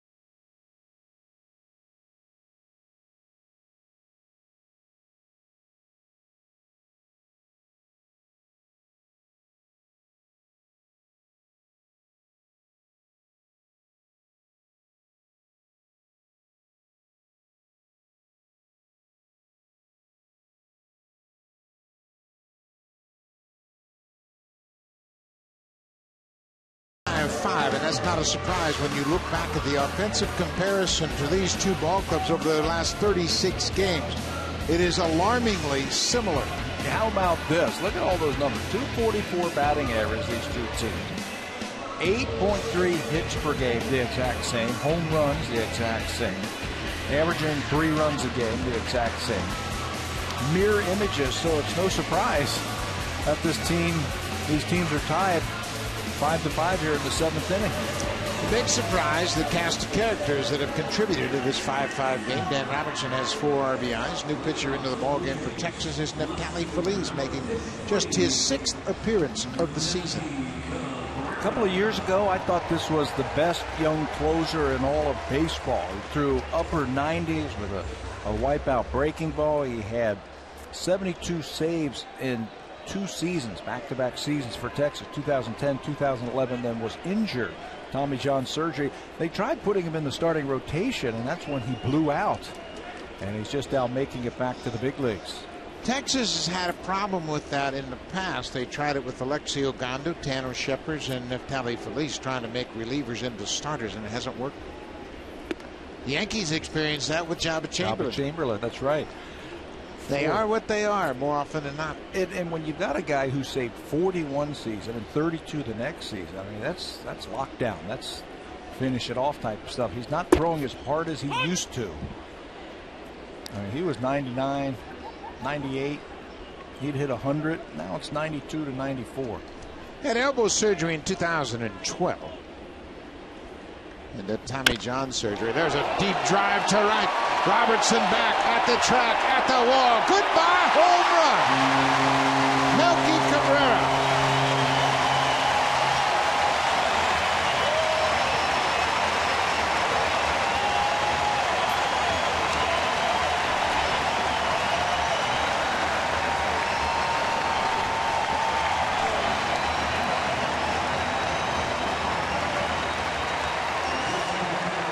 This guy can hit. Another multi-hit game for Melky Cabrera. He singled his last time up. And he got a pitch that was up from Neftali Feliz, and he drilled it. Bautista takes his strike. 36th multi-hit game for Cabrera. Watch where this pitch is. Up, belt high. And he smokes that ball to right field. Hitters will call that pitch a cookie. He took a big bite out of it. They put it right on a platter for him, and he smoked it. Home run number 12 for Melky.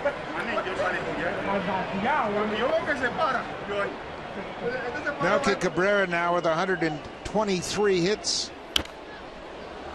Second in the American League to Jose Altuve, who's at 133. He's come up with some big hits for the Blue Jays. That's a big one right there. We were talking about momentum earlier. Put it back in that Blue Jays dugout right now. Todd Redmond with a good inning of work. Gave up a 2-out walk and nothing more. Bautista is 1 for 2 with a walk. He scored a run. Hits this ball to short. Big hop for Andrews. 1 down.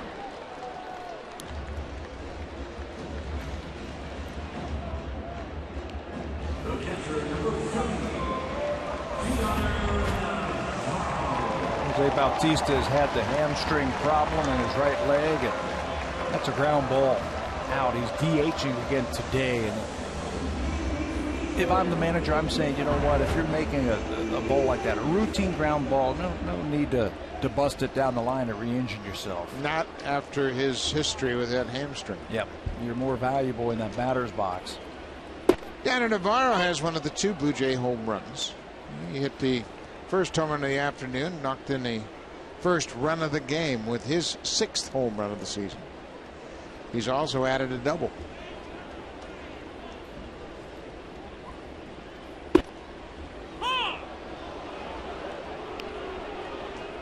Bit of a high strike. 0-2. The roof is beginning to close, as you can see from this aerial shot. It's halfway in place right now. It's a great picture of the outside of Rogers Center. Navarro hangs tough, gets a piece of it. 6-5 Jays, and they need a win. Trying to keep pace with the front-running Orioles, who are in Oakland to wrap up their series there. There's a fly ball to left. Smolinski on the move, makes the catch. 2 down. The Orioles knocked around Jason Hamill last night for the Oakland A's. A couple of first-inning home runs. Adam Jones and J.J. Hardy went deep in the first inning. Today it is Kevin Gausman against Sonny Gray. Boy, that's a good matchup of young pitchers, huh? Gausman is 4-2. Sonny Gray is 10-3. He's going to be pretty good when he grows up. Oakland, with a terrific start to their season, the only team in baseball with 60 wins.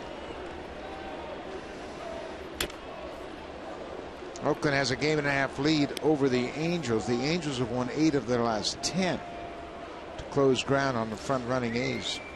Yeah, the next closest to 60 wins is the Angels with their 58. And then the next highest win total is 54. So you got to give those two teams a tip the cap for a great start to their season.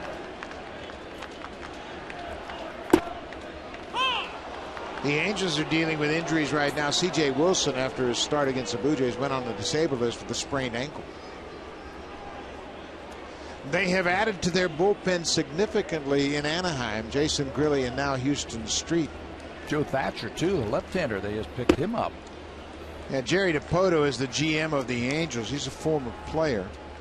He's now the GM of the Angels. He has really given Mike Scioscia a deep bullpen. Yeah, give them credit recognizing that they're a little short out in the pen and they've restocked out there. Ball gets away from Soto and he'll run it down, but it's a ball in the dirt. Now it's a 2-2 count. They had talked about how even these two teams have been over their last 36 games.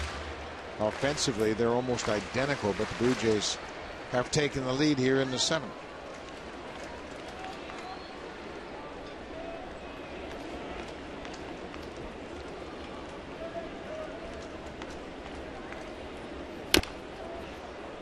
Bounced foul. Pat, you mentioned Neftali Feliz and how much promise he had a couple of years ago. It's interesting. He was picked up in a blockbuster trade. Texas Rangers had Mark Teixeira. They needed to move him, and the Rangers did a great job. This ball is drilled to right. Robertson is there. He runs it down. Rasmus is retired, but the Blue Jays have taken the lead in the bottom of the 7th. Melky Cabrera, another 2-hit game. His last hit gives the Blue Jays the lead. Home run number 12 for Cabrera will go to the 8th. 6-5 Blue Jays.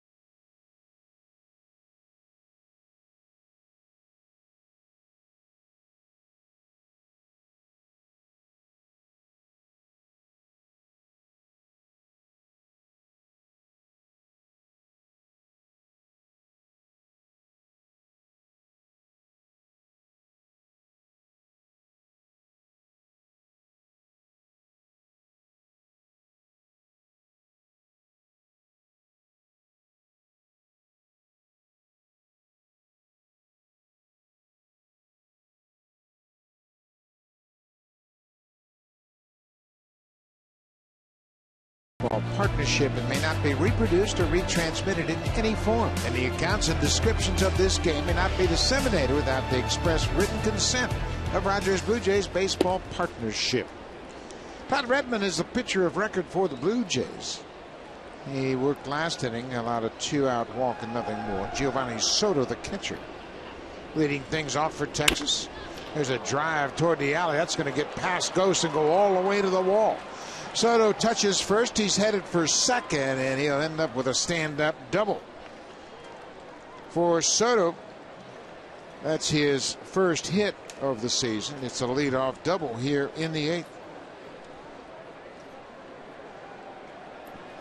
He singled and scored. He was the guy who scored on that balk last inning, or excuse me, 2 innings ago. Now a leadoff double, and John Gibbons is going to go to the bullpen.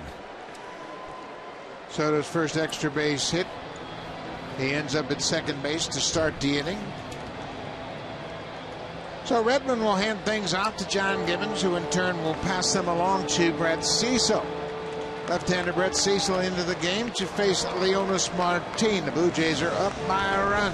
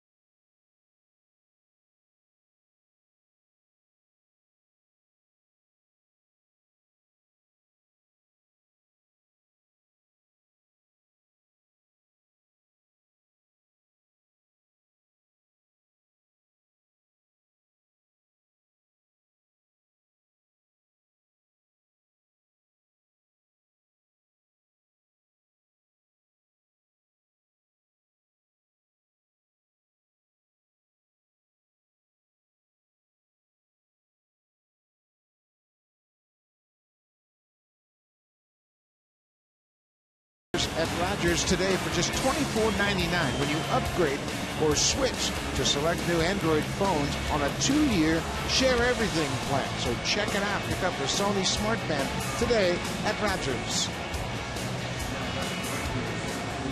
Brett Cecil inherits a runner at second base, nobody out, and he'll deal with the left-handed hitter Leonys Martin. This is his 39th appearance of the season. He'll have to figure out a way to get through this lineup. He'll face Martin, who's 0 for 3 in his career against him. Cecil has pitched well against the Rangers in his career. Martin shows bunt and pokes it foul. Brett's numbers against Texas in his career: he's 3-0 with a batting average against of just .273. Martin's had a big day at the plate. 3 for 3 day. Raised his batting average 7 points. Gio Soto at second base with a leadoff double, his first extra base hit of the season.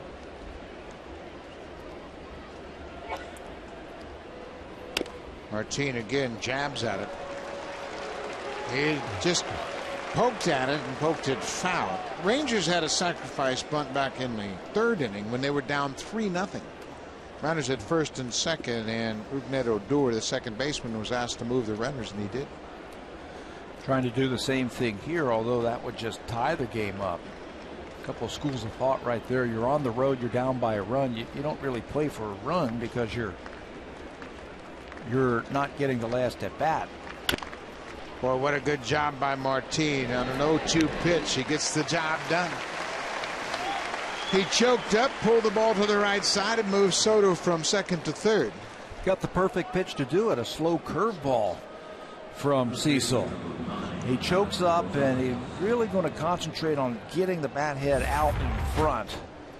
There's the breaking ball. A lot easier to pull a breaking ball like that. Gets it to the right side, and now the infield has to come in.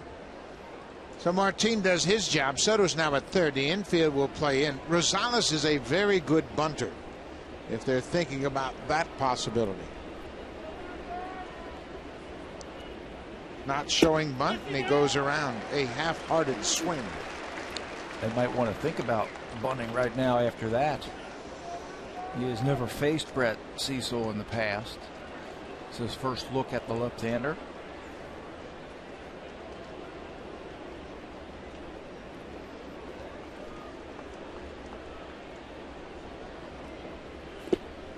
Good breaking ball, and Rosales quickly behind 0-2.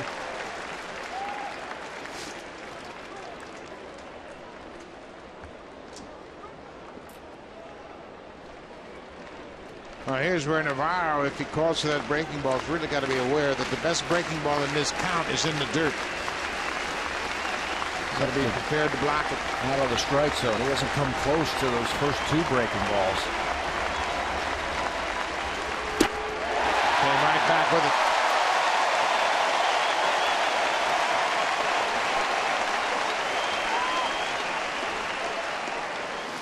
He's got that spike curveball where he takes that index finger and spikes it on top of that ball. It helps him to get a great break on it. Using his middle finger, he just pulls down with that middle finger. You can see big movement for a big strikeout. Second baseman, number 9 hitter is Rougned Odor. He has a sacrifice bunt. He's grounded out. He's singled and scored. 1 for 2.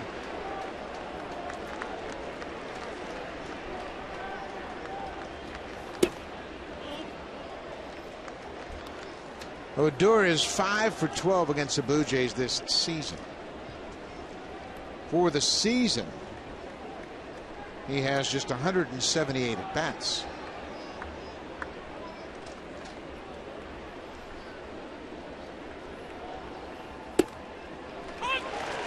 To give you an idea how that compares to an everyday player, Melky Cabrera has 399 at bats coming into this game.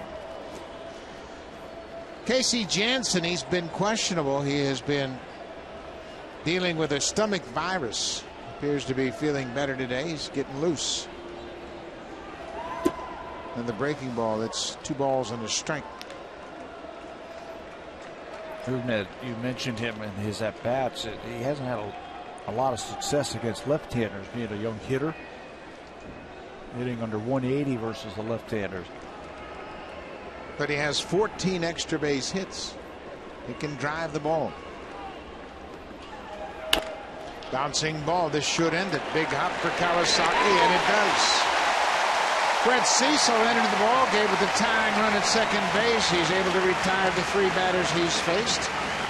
We'll go to the bottom of the 8th. It's 6-5 Blue Jays. Now it's time for a Blue Jays Central update. Here's Jamie Campbell and Greg Zaun.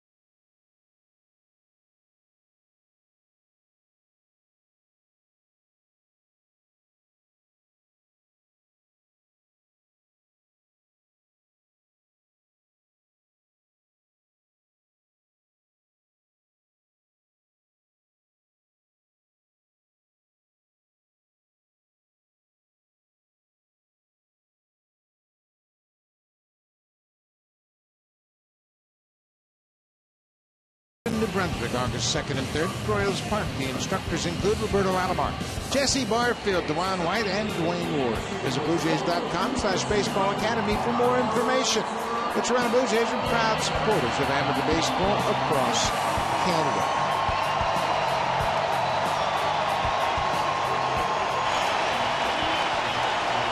We move to the bottom of the 8th inning, and the crowd is on their feet, acknowledging the Blue Jays with a 6-5 lead. New pitcher into the game is Matt West. West into the ballgame. Third reliever of the afternoon for the Texas Rangers. West has a good arm. He is a converted infielder who was a former second-round draft pick by the Rangers back in 2007. The middle infield didn't work out for him, so they moved him to the mound a couple of years ago, and it's worked out well for him. He's got a big fastball and a good breaking ball. West had Tommy John surgery in August of 2012, but he's come back. He's got a big arm.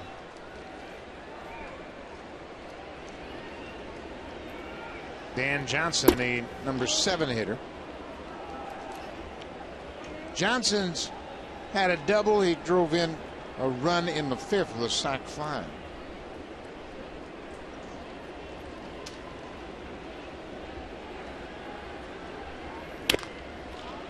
Big cut, and he pulls it foul.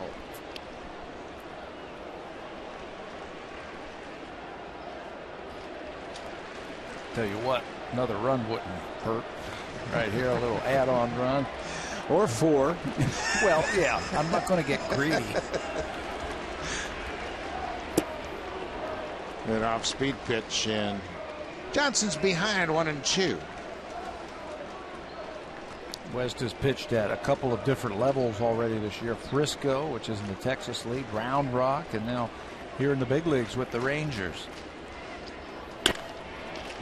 Bouncing ball up the middle for a base hit. Dan Johnson has his second hit of the afternoon.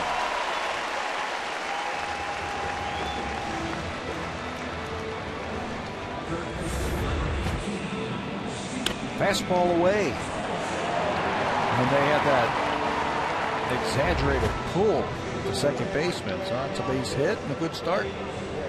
I have never known Dan Johnson to be a pull hitter, but Texas has played him to pull all afternoon. Nobody out, man aboard. Steve Tollison. Rosales, the third baseman, is in even with the bag. Tollison squares the bunt, takes it down and away. Tollison got the start at first base this afternoon. He was hit by a pitch and scored in second.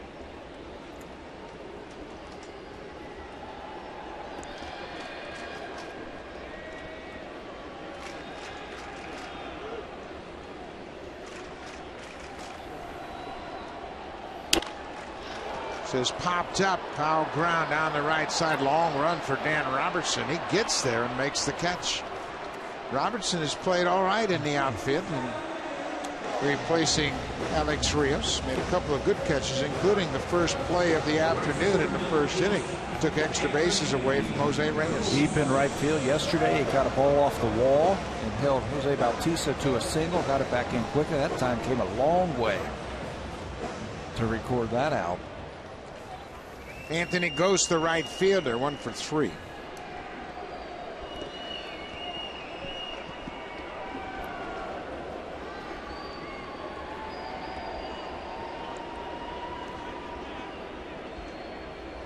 Rosales at third base, really in guarding against the bunt.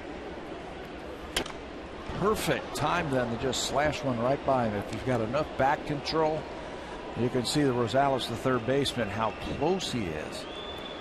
I tell you, that's a bad feeling when you're that close and a left-hander can hit the ball that way. You're almost defenseless.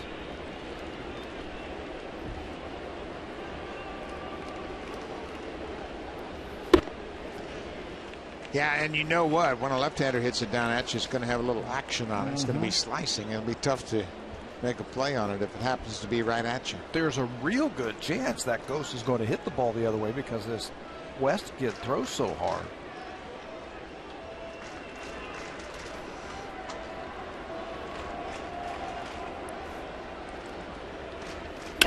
There it is. He went the other way and gets his second hit of the afternoon. Almost the exact same type of hit he had in the second. In business, he throws so hard, so Anthony says, okay, you're going to play me in like that? I'm going to just slap it right by you. Turn the lineup over. A lot of teaching going on right now with some of these young pitchers. Mike Maddox back out there once again.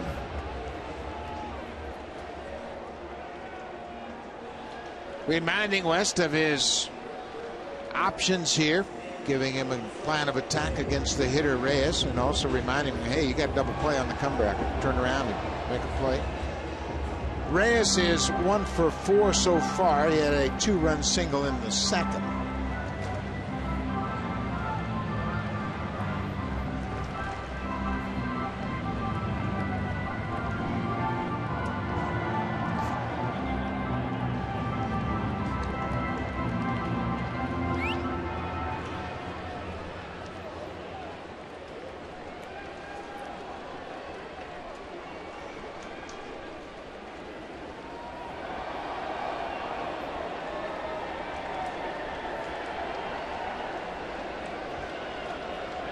Johnson at second, goes at first for Reyes. Big breaking ball slipped out of his hand.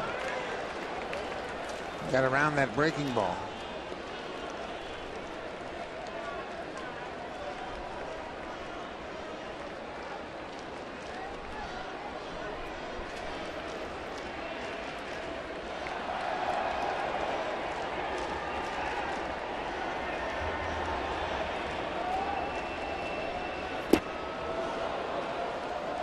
Ball and a strike to the Blue Jays shortstop, Jose Reyes.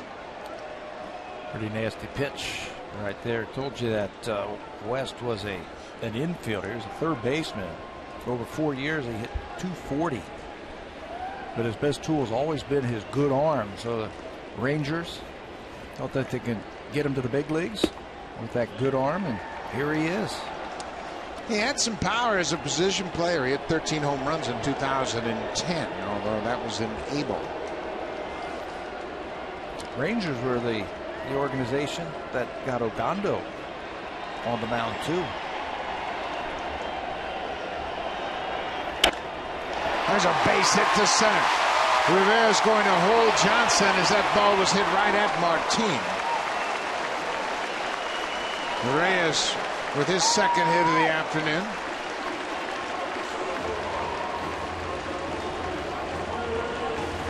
The bases are loaded. The Blue Jays now with 13 hits. And shallow in center field. This one right by the second base umpire, Bill Welke, right to Leonis Martin, who leads his team in outfield assists with 6.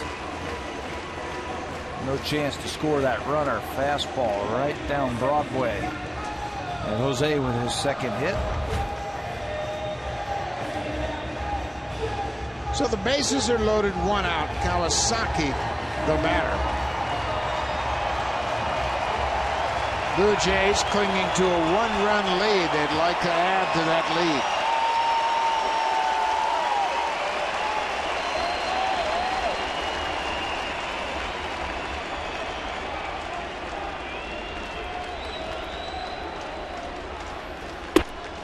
Upstairs. Well, he's going to make him work right here. He does a good job of working over that pitcher.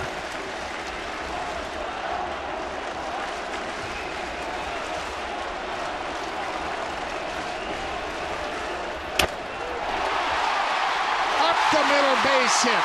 Johnson comes in to score. Ghost had the hold as there was a chance Odor was going to make a catch on the line drive, and Kawasaki delivers.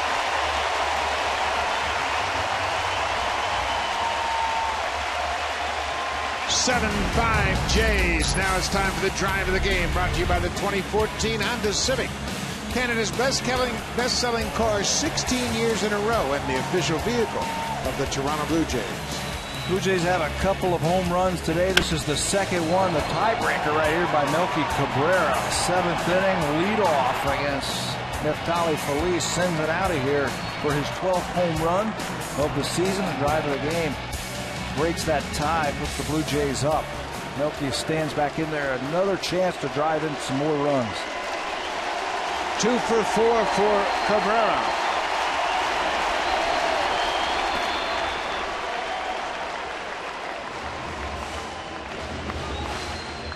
Munenori Kawasaki with an RBI single with the bases loaded is now 5 for 7 for his career, batting with the bases loaded. Almost Pat Tabler-ish. Almost. Good for him. Not a way to find the hole with the bases loaded right there, right back to the middle. Hot shot past Odor. Ghost is in to score. Here comes Reyes. The throw to the plate is not in time.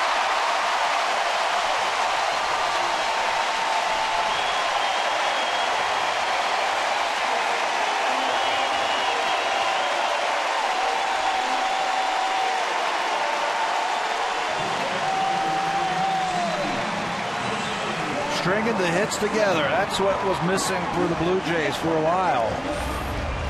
Melky smokes this ball, and it's just out of the reach of Odor. That would have been some kind of play if he comes up with that one. It goes into the outfield. A couple of runs score. Melky's had a big day.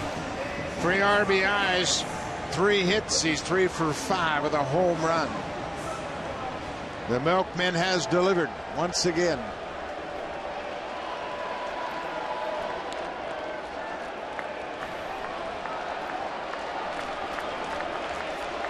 Jose Bautista still just 1 out. 3 runs in this inning. It's 9-5 Jays.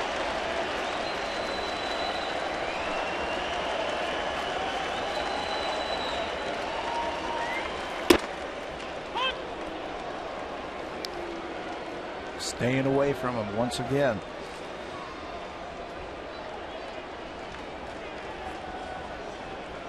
Jose's been on a couple of times. His double went to right field. And the right fielder pulled way around into the gap in right center. He drives it that way, but that's slicing into the seats, foul. He would have run for days had that been fair. That's 2 ribbies and probably a triple. The way this defense is set up by the Rangers. Ball away. Jose stays on again. They've pitched him away the whole series. Now Robertson, the right fielder, starting to straighten up in right field. There goes the outfield.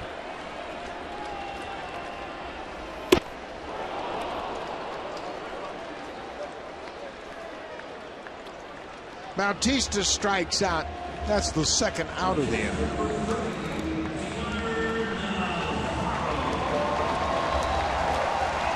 But Deanna Navarro, he too has had a good day at the plate. He'll be the 8th Blue Jay to bat this inning against Matt West.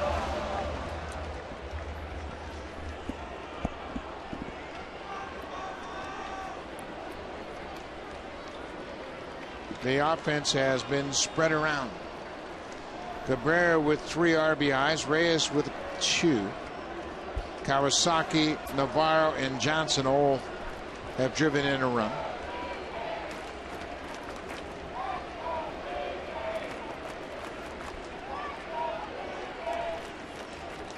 Kobe Erasmus has an RBI single.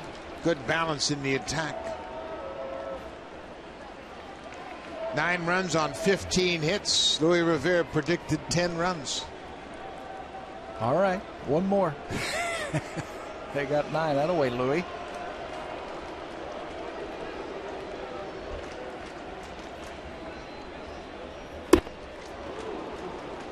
Melky Cabrera with 3 RBIs. It's his 3rd 3 RBI game of the season. His 6th 3-hit game. He's also had a pair of 4-hit games. He's had some season. He started first day of spring training hitting, and he hasn't stopped. Ground ball. Odor was out in right field. He lobs it to first. The inning is over, but the Blue Jays get 3 big runs. In the bottom of the 8th, Melky Cabrera's had a big day, a 3-hit day, including this 2-run single in the 8th to widen the lead. 9-5 Blue Jays. Casey Jansen into the ball game.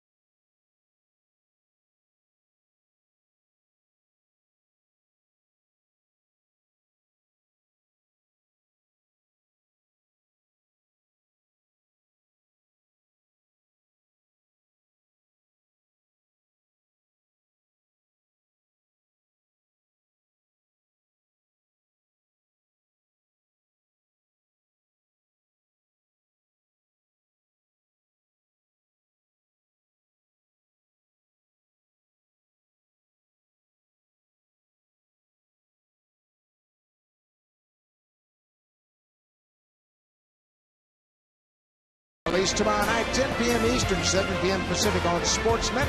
It'll be Bud Norris going to the mound for the Orioles against Matt Shoemaker for the Angels as the Orioles continue that West Coast swing. It is not a safe situation, but Casey Janssen hasn't pitched since the final day before the All-Star break. He has been battling a virus. He needs the work. He is out here to pitch the ninth. Yeah, it's been a week since Janssen has been out on that mound. Outstanding this season. 14 for 16 in saves. That work that he got last week, what's new? 1-2-3 inning for Janssen against the Rays. Casey got a virus, a stomach ailment, while he was on the All-Star break, and he said he lost 7-8 pounds. It hit him pretty hard. And that's the results right there. Janssen is a strike-throwing machine, and he falls behind Dan Robertson 2-0.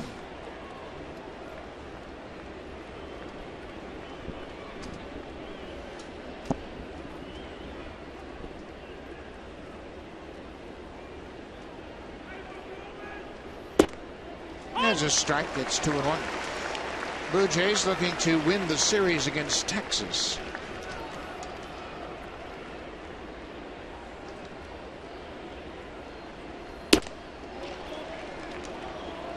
They have played so well the last couple of years against the Rangers. Heading into this series, 8-2 since 2013 against Texas.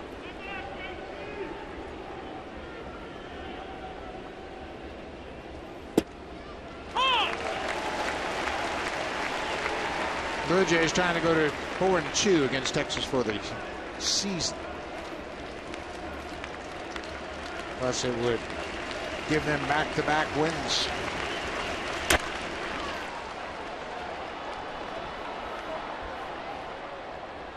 Trying to win the season series against the Rangers. They took 2 out of 3 down in Arlington earlier. Blue Jays haven't had back-to-back wins since they beat the Brewers in that short 2-game series, 1st and 2nd of July.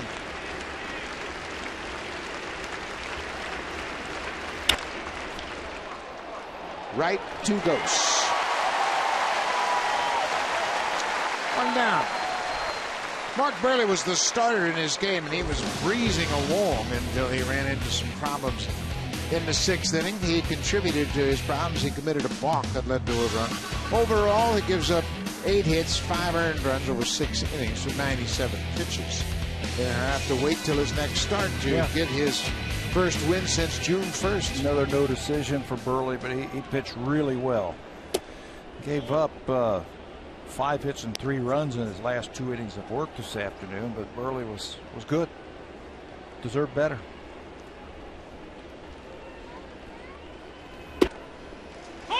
Ball and a strike to Elvis Andrus, the shortstop. Andrus is 1 for 4.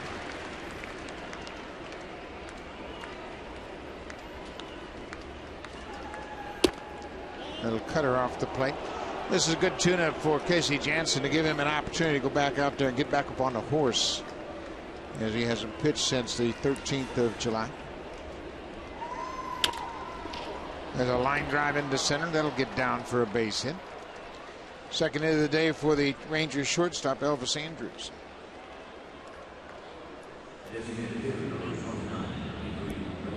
Todd Redmond is the pitcher of record. He worked an inning plus a batter. Brett Cecil came in and bailed him out. Cecil had a good inning of work. Retired the 3 batters he faced with 1 strikeout. Baseball, sometimes the saves aren't in the 9th inning. Sometimes they come earlier. If the score holds up, that save should go to Brett Cecil. Outstanding job. At that time, the Blue Jays had a 1-run lead, 6-5, and they had given up a leadoff double to Giovanni Soto.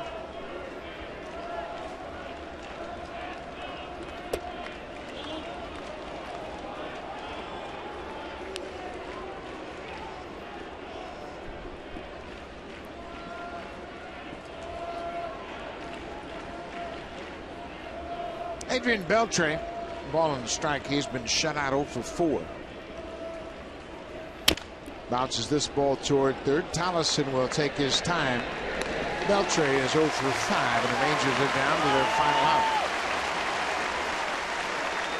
Todd Redmond would pick up his first win of the season. It would be his 5th major league win.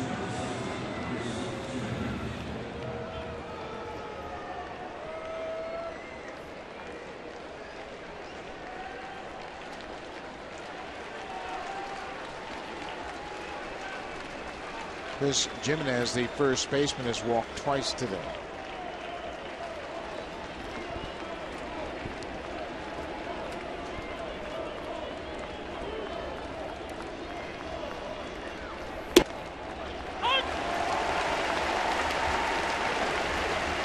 Important win for the Blue Jays to win the series 2-1 before the Boston Red Sox come to town. I don't care how the Red Sox are faring. It's always a tough series when you play Boston. Yeah, whenever you play anybody within your division. One good thing for the Blue Jays, and we mentioned it earlier, no John Lester. Seems like he always pitches against the Jays. Get a little momentum by winning this series against Texas.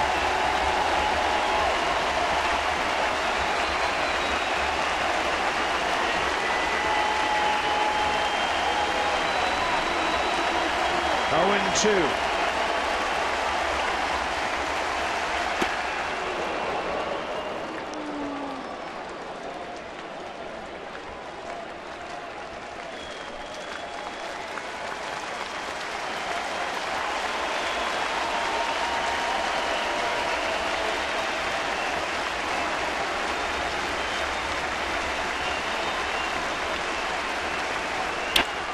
Pull the left field. That's going to get down for a base hit. Elvis Andrus is around third. He's going to come in to score. Jimenez with an RBI single picks up his 11th ribby of the season.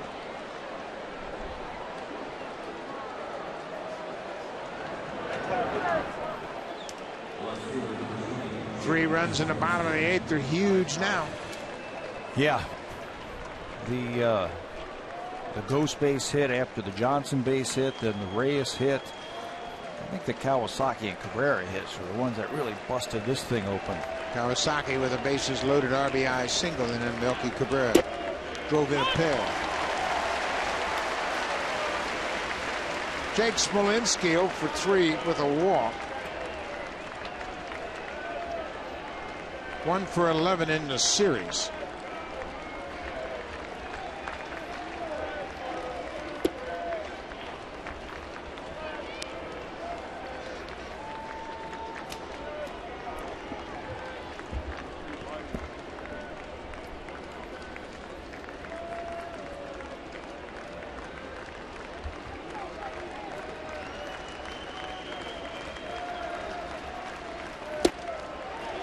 Off the plate. I'm with you getting Casey in this ball game. He was up and he was warm, so you get him in the game.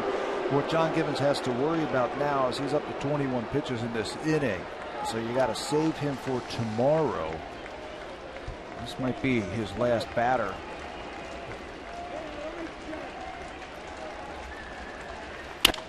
There's another base hit to left. Smolinski with his first hit of the afternoon. Back-to-back 2-out singles. 3 hits in the inning. What you worry about now with the hits, he's got his time in, and Aaron Loop is now up in the bullpen. It is now a save situation, being a 3-run game. Tying run comes to the plate. You worry about the availability tomorrow night for Casey. He got his work in. Okay. Now you have a decision here. If they go to a pinch hitter, and it looks like they are, now you can use Aaron Loop. Yeah, and since Chu did not start in this game, he's their regular left fielder who's been DHing recently because he's got an ankle problem, so he's putting on his batting gloves. He's going to be announced into this game, and I am with you, Pat. I think at that point, John Gibbons just might go to Loop. Casey Janssen with 22 pitches, you don't want him to go much deeper than that. He got 4 big games with the Red Sox, and if he throws many more pitches than 22, you would expect he might not be available tomorrow. For tomorrow, and that's what you've got to be thinking about right now. They're trying to figure it out themselves. Hold down there. Let me know if he's ready. Yeah, this is the right move. 100% the right move. Bring Loup into the game. Jansen didn't have an opportunity for a save when he entered the game. A save was not in line. Now it is. And I think more than anything, the number one concern behind this decision, keep Casey Jansen as available as possible for the next series. So Jansen got back on the mound. Not exactly what he had in mind, but he got some work in, and he'll turn things over to Aaron Loup. Loup with a save opportunity.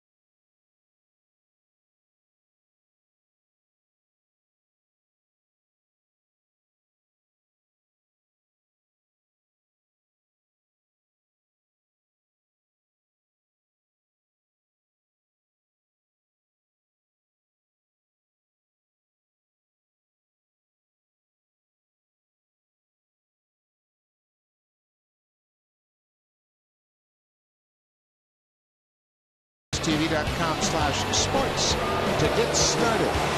Casey Jansen pitches 2/3 of an inning, gives up 3 hits, a run. Runners on base are his responsibility. Sin-Shu Chu was the batter, but he will be lifted in favor of J.P. Arancibia, who will come on as a pinch hitter. Home run power for Arancibia, so this is Ron Washington's counter to Aaron Loup. Arancibia represents the tying run.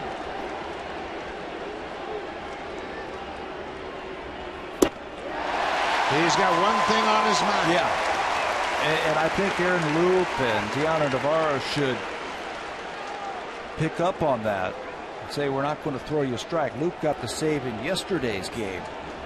3 for 6 in saves. There are his numbers this year. Don't even throw him a strike.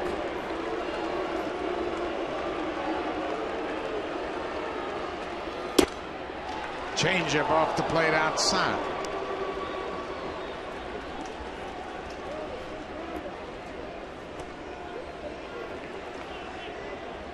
JP is thinking about something dramatic right now, like he did the other night when he homered off of R.A. Dickey. That was a 3-run shot.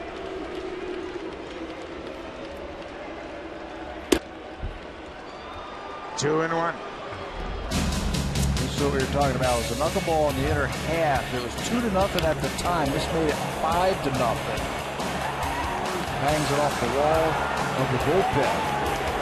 So we've all seen this. He's got plenty of power. He's got to live on the edges against him, because he's thinking about doing it again.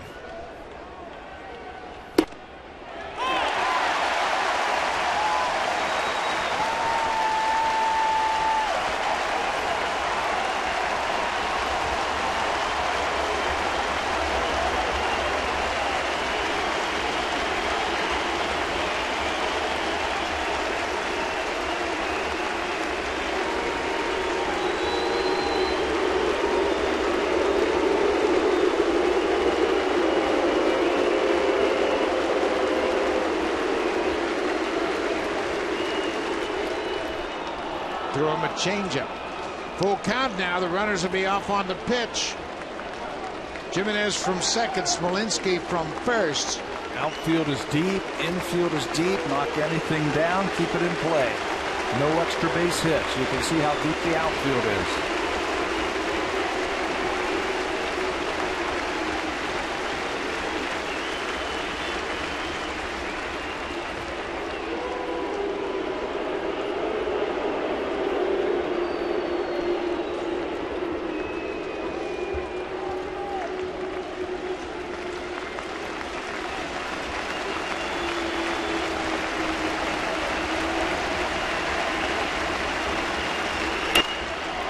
Him up. This should end it. Johnson, the first baseman. Ball game. Aaron Luke gets J.P. Arancibia to pop out to end the game, and the Blue Jays win it 9-6. Luke picks up his 4th save, second in 2 days. Finishing up what Casey Jansen started here in the 9th inning. Hitting star on this day, I think, is Melky Cabrera. The home run against Neftali Feliz. He turned that one around, then came up with a big 2-run single in his last time at bat. That's the kind of offense that the Blue Jays are going to have this year to win. Munenori Kawasaki had an RBI single in the 8th, part of a 2-hit day for him. Kawasaki extends his hit streak to 8 games. The Blue Jays pound out 15 hits that led to 9 runs, and they win the series. First time they've won a series since the 1st and 2nd of July when they took 2 from Milwaukee. Boston will be in town tomorrow night to start a 4-game series, and the Blue Jays needed this win. Yeah, they needed it to get a little bit of momentum heading into that big series. They play the Red Sox 4, then they go to New York for 3, and 30 more against the Boston Red Sox. So John Gibbons' crew is in tough the next 10 days or so. This win here should propel them into that series. Todd Redmond is the winner, his first win of the season. Neftali Feliz takes the loss. Aaron Luke with his 4th save. A couple of home runs by the Blue Jays. We'll be back tomorrow night. More baseball coming up. Stay tuned. Orioles and Athletics, but first let's go back to Baseball Central. Jamie Campbell and Greg Zong.